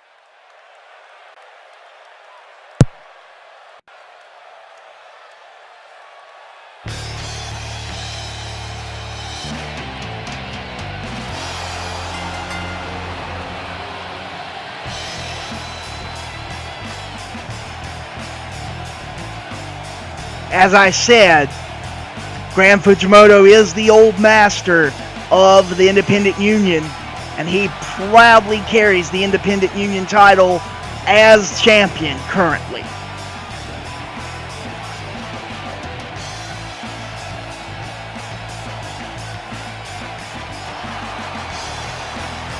As you can see, that knee is wrapped very heavily from decades in this sport.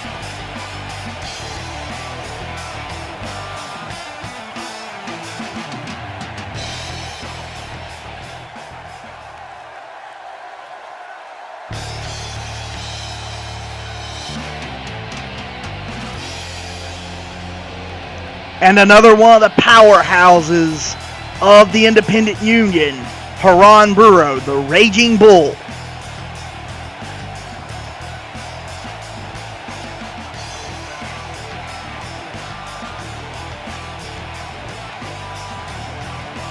Purposely making his way to the ring, staring at Gran Fujimoto, the old master.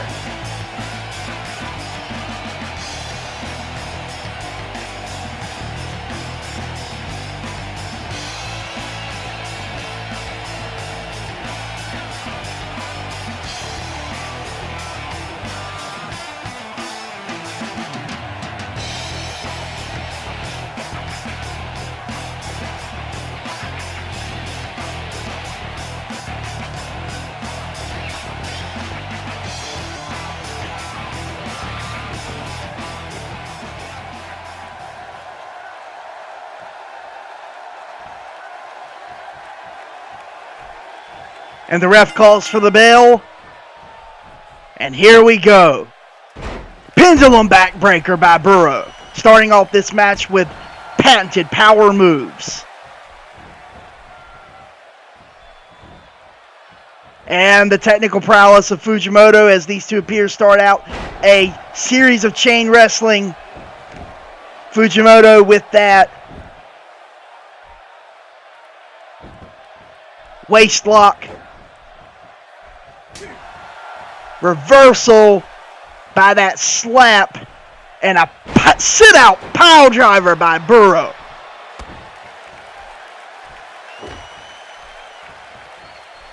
As I said, ladies and gentlemen, this match is going to be power versus precision.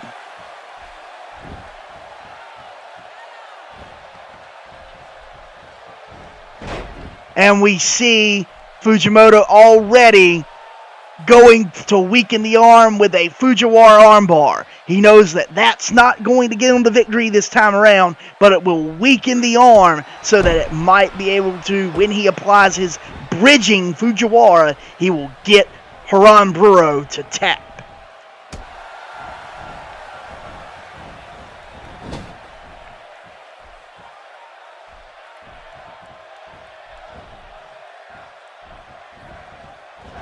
No pun intended, but Buro is as tough as a $2 steak.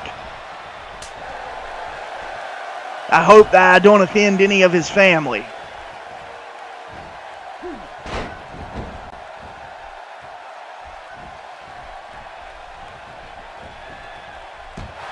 And Buro, with the reversal, hits off with a devastating lariat.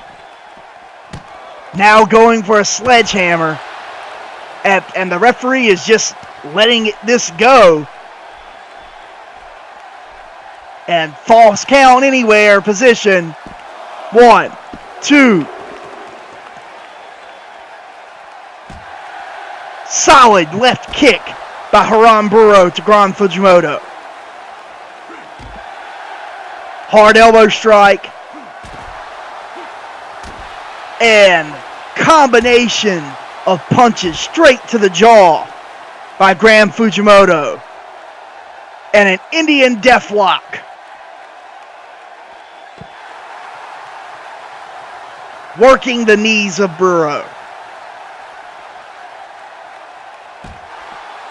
Hard knee to the head of Haran.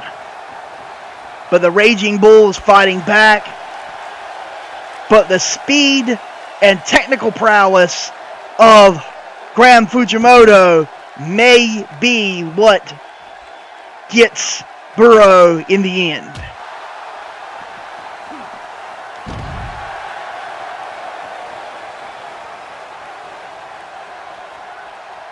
Haran Burrow fights back with a cover.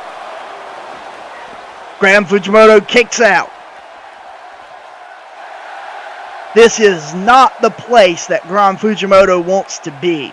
Even though this is a Falls Count Anywhere match, these two, Fujimoto is not great in situations where he is outside of the ring. Now, he will take advantage, like with that German suplex, but the power moves of Haran Burrow and the impact is going to be at Haran Burrow's benefit here on the outside.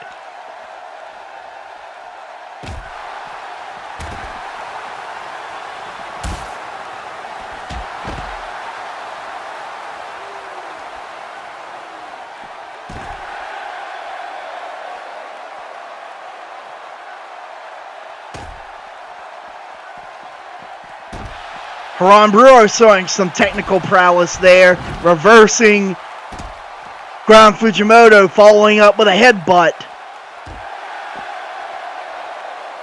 These two are spending way more time on the outside than I expected. You would almost confuse this match for a Dead or Alive wrestling match. But I guess that's Falls Count Anywhere rules.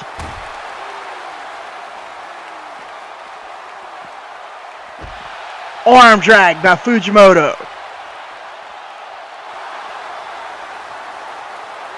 And a reverse DDT by Haran Burrow.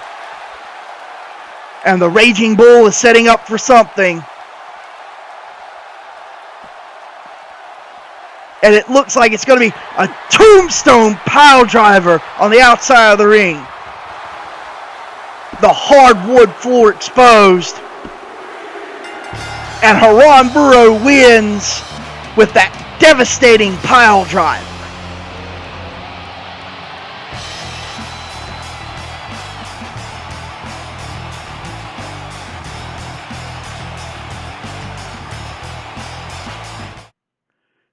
Ladies and gentlemen, this is actually a huge surprise. I was expecting the technical prowess of Graham Fujimoto to overwrite the power of Haran Burrow. But with this victory, this might mean that somewhere down the line, Burrow will be able to challenge for the Independent Union Championship. This victory must solidify Haran Burrow in the top, at least the top two contenders, because he defeated Graham Fujimoto with that devastating power driver to the outside. Haran Burrow celebrates the victory as the fans cheer this up-and-coming rookie.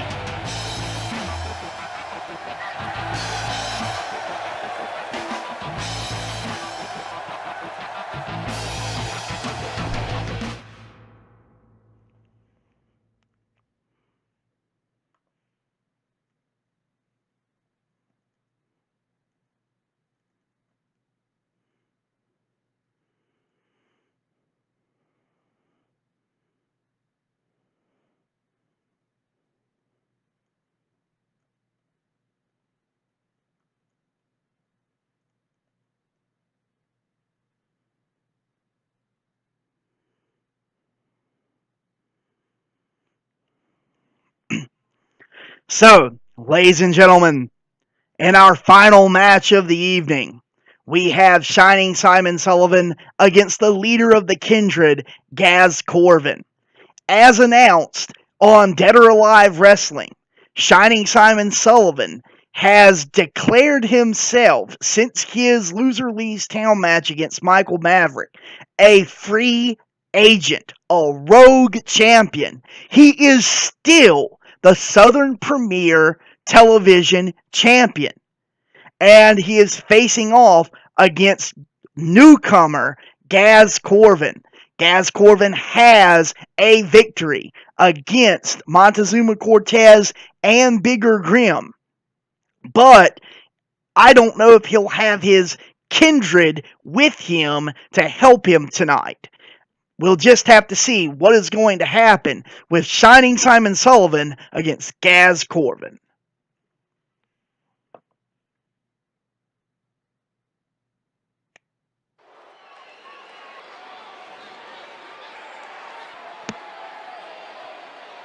Ever since his loss of the Loser Leaves Town match, Shining Simon Sullivan has basically said that the Southern Premier Wrestling Superstars would have to come and take this title from him.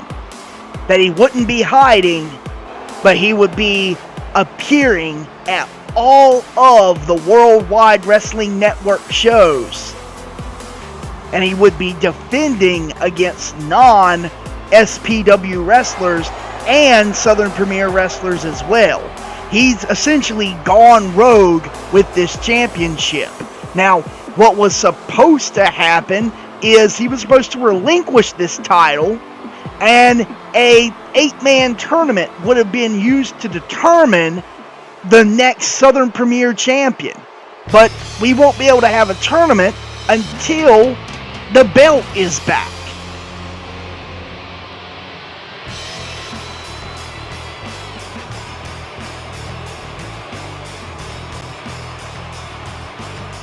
And here he comes, headed to the ring.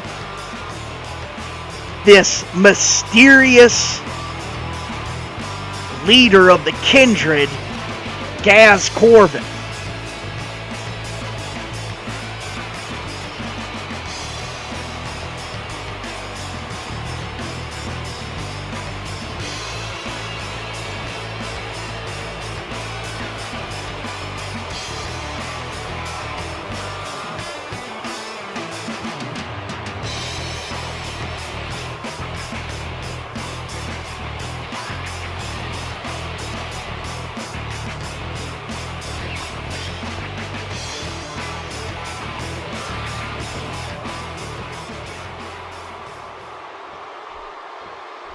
So here we have Gaz Corvin in his debut singles match against Shining Simon Sullivan.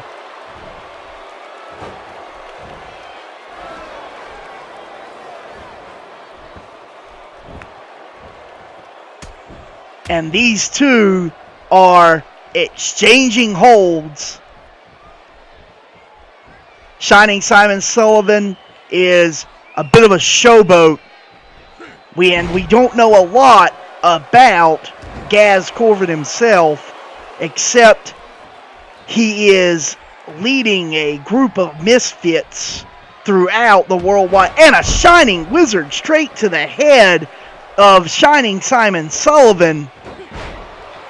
But as I said, Corvin is leading a group of misfits known as the Kindred, and they have some surprising victories.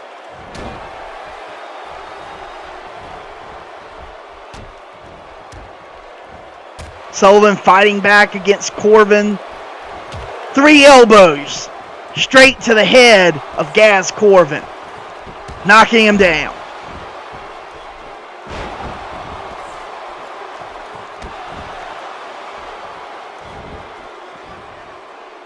Sullivan calling for Corvin to stand. And Corvin dodges the missile drop kick. And a slap to the face by Corvin.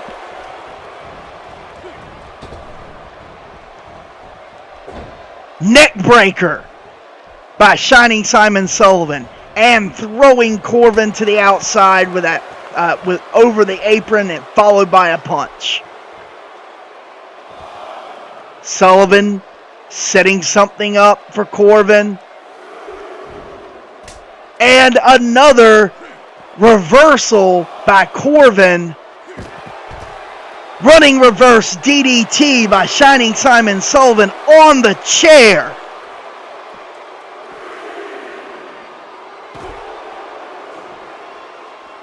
Corbin fighting back with the eye poke.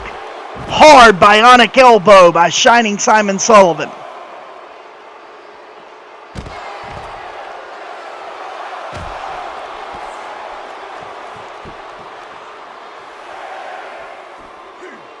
These two fighting on the hardwood floor, the Independent Union.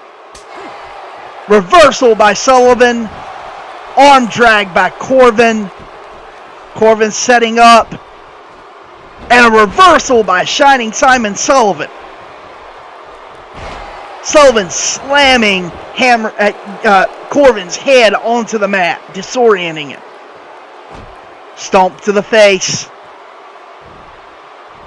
Hard knee busting Corbin open.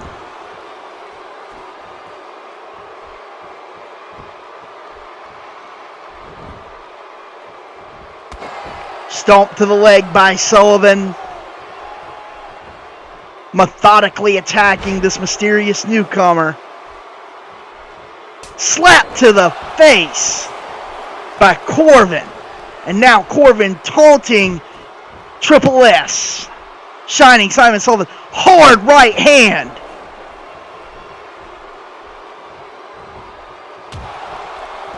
Kick to the face followed by the reversal. Double chop by Shining Simon Sullivan. Sullivan's attempting to retake control of this match. And Corbin's just not letting him. These men are trading hold for hold.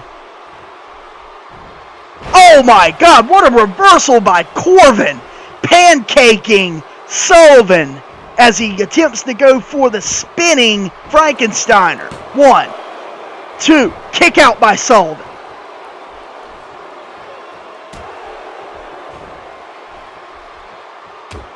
Hard right hand by Corbin. Facebuster by Corbin. Taunting Sullivan. Stomp to the back. Once again, choking and taunting Shining Simon Sullivan.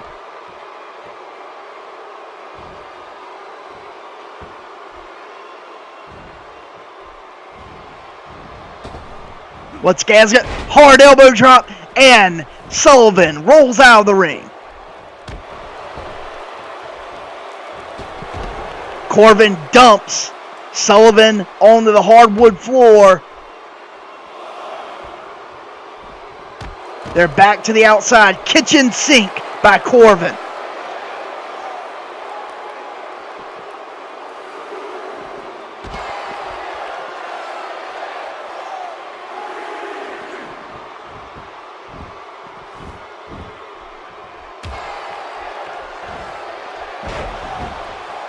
And a running Russian leg sweep by Corbin. Once again trying to restrict the airflow of Shining Simon Sullivan.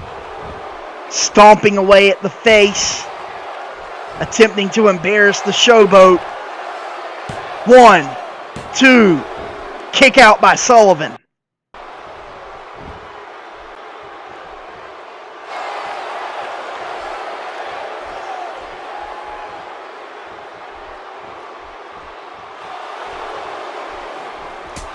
Hard enziguri by Corbin.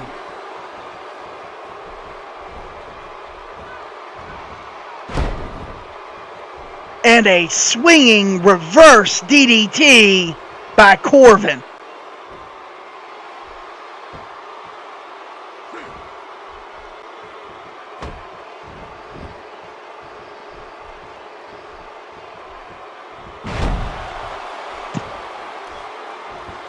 Sullivan reverses. Shining Star press by Sullivan. Cover him.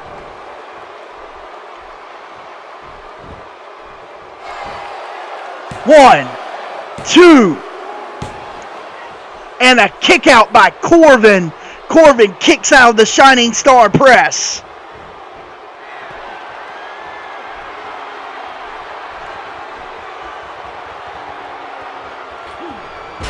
Diving moonsault attempt by Shining Simon Sullivan. Cover by Corbin. Kick out by Sullivan.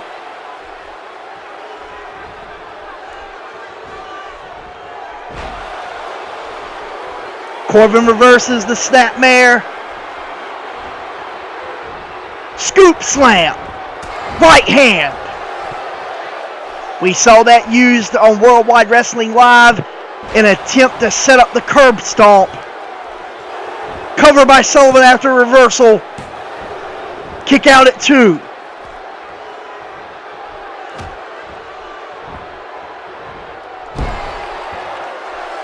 Sullivan is frustrated now. He thought he was going to make short work of this newcomer, and that just wasn't going to happen. Corbin is showing that he is here to compete in the Worldwide Wrestling Network. Stomp to the face, busting open Shining Simon Sullivan. And going for repeated elbows to the temple to further opening up that cut. Oh my God, that is absolutely disgusting. The blood pouring from Shining Simon Sullivan's head. Arm drag. The censors may wind up cutting us off, folks. Spinning neck breaker by Sullivan. Hard shoulder block. 2. Swinging spin out powerbomb.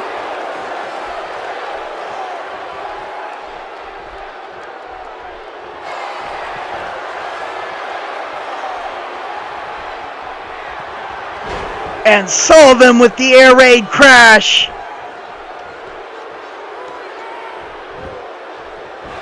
Cover. 1, 2, kick out. These two are leaving it all in the ring here at the Independent Union.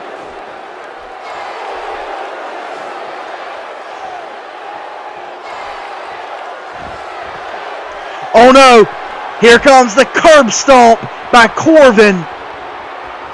Curb stomp. And if he covers them, this might be it. 1, 2, and a kick out by Sullivan.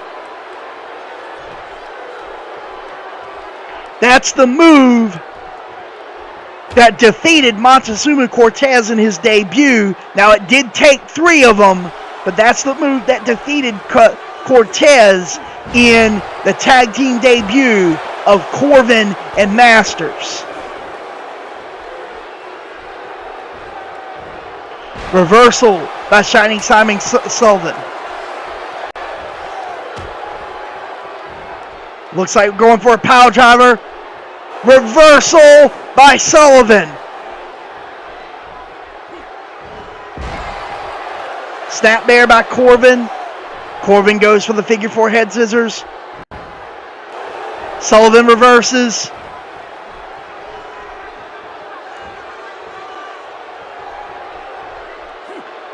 Alabama slam.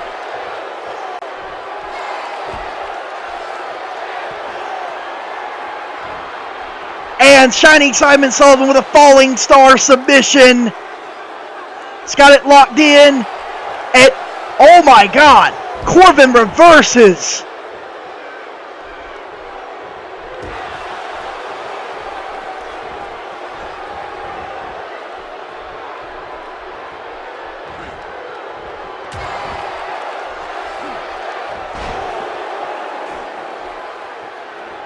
These two have exchanged finishing maneuvers. These two have beaten each other to a bloody hell. And it looks like Corbin once again is going for that curb stomp.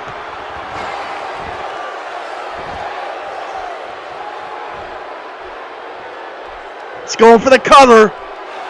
1, 2, 3, and Corbin with a surprising victory over Shining Simon Sullivan after 2 curb stomps and surviving the Shining Star Press and the Falling Star submission.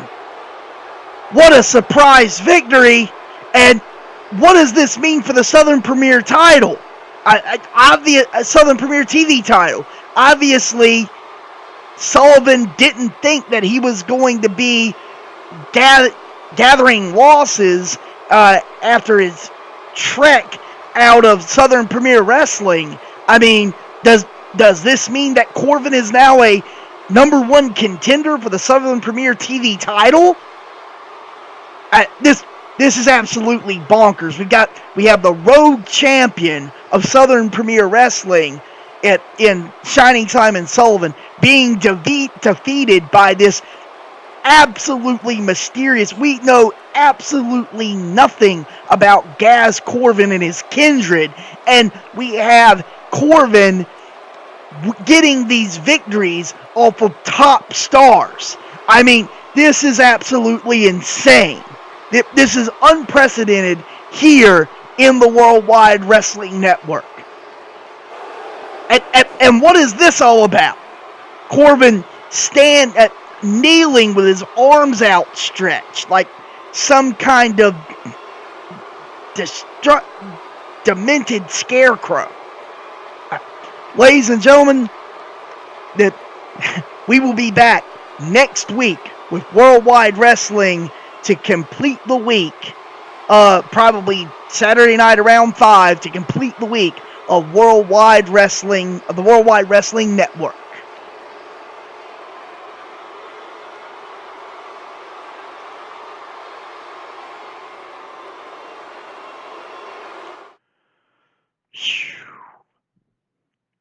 So, that was a complete and utter surprise there, Gaz. I was not expecting Corbin to beat Sullivan like that, but I guess he is kind of on a roll. So, definitely this is going to add another wrinkle to my plan and booking for what I was going to do with the Worldwide title.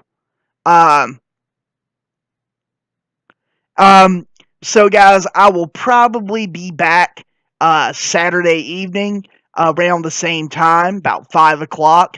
Try to lead into Trex's stream. Next Saturday, we will be taking a look at Southern Premier Wrestling, which is my Southern Wrestling based gimmick.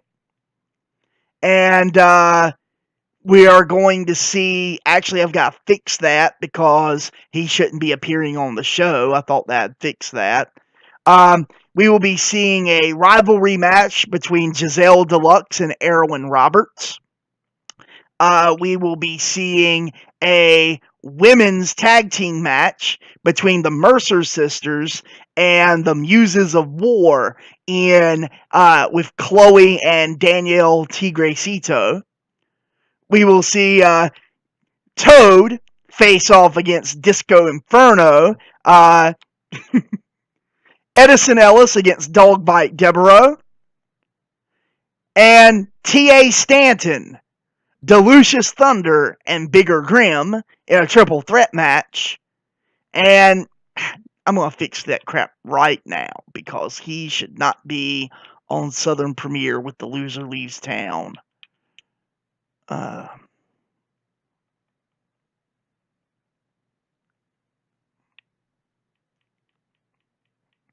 Apparently it didn't save. Okay, that's weird.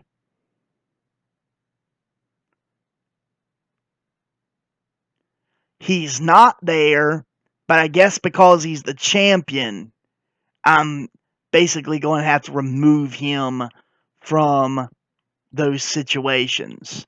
So that's what I'll do right now. And I'll also probably remove that atrocious Disco Inferno match versus Toad. So let's set this up for Saturday.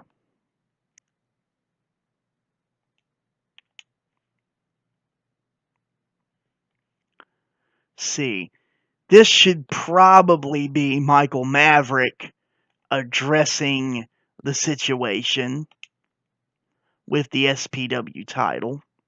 That would make more sense. Keep the women's matches because those are always interesting.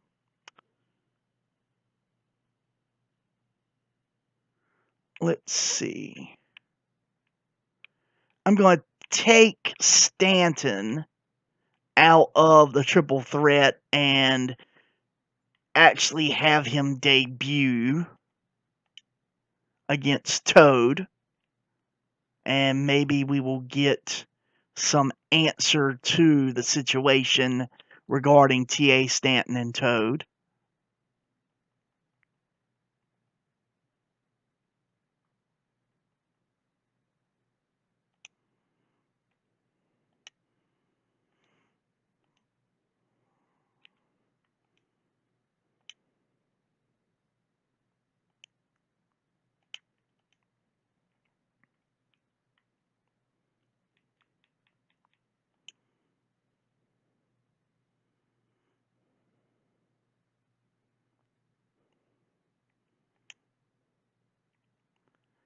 Okay.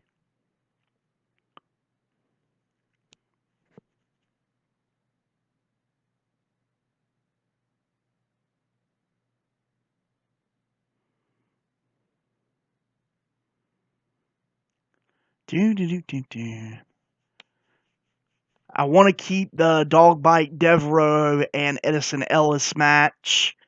Who do I replace in the Bigger Grim? Who do I replace Stanton with? Let's see.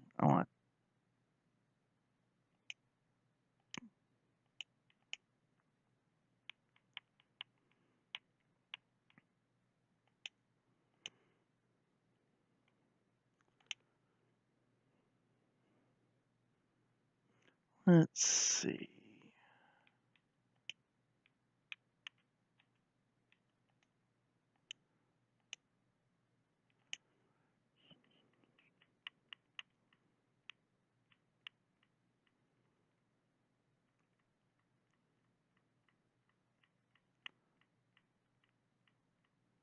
Oh, I know. Someone who actually should be in this triple threat match.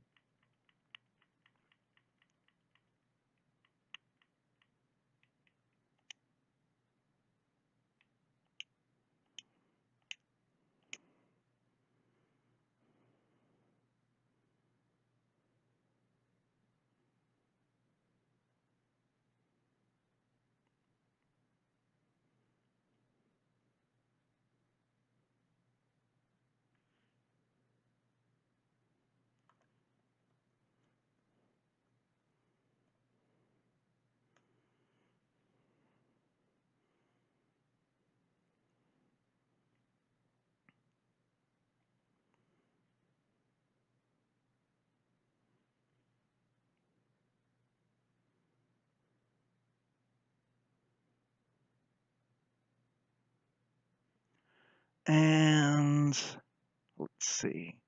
Definitely completely customize this because that can't happen. Let's see. Let's do one-on-one normal.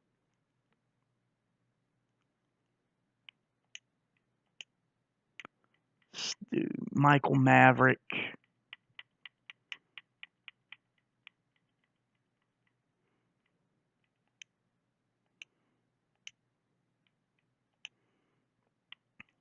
Let's see.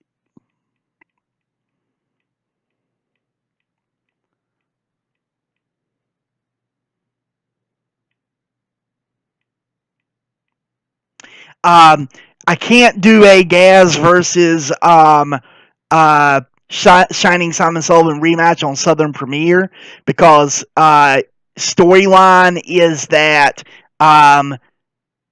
Sullivan is banned from Southern Premier Wrestling. So he can't be on Southern Premier Wrestling, but he can appear on all the other shows.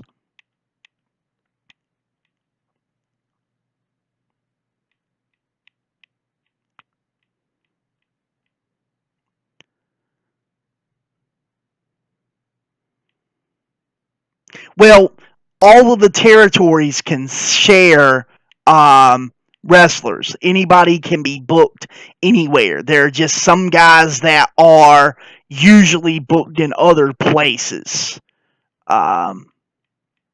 Let's see.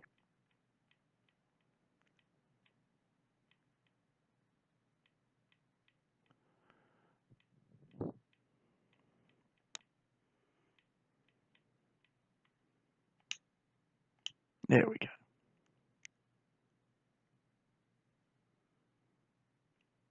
That should be interesting. All right. Well, I know that Trex is going to be starting his stream very, very shortly. And so I want to cut stream in time for Trex to take over. Folks, I appreciate the views. I had 6 views, and 5 were, and some new follows. I appreciate all of it. I'm going to try to stream a lot more regularly. A lot of my streaming as the summer comes to an end is probably going to be on Saturdays and possibly on Sundays, simply because I am attempting to get onto a schedule that I'll be able to keep as my school year begins.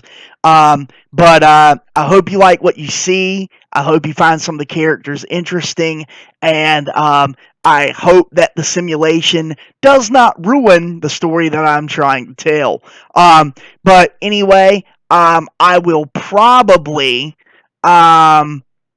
in a few minutes, I will probably post on my Twitter what people thought was the match of the evening. So if you will follow me on Twitter, you will be able to vote for what you think the matches of the evening for Dead or Alive Wrestling and the Independent Union was.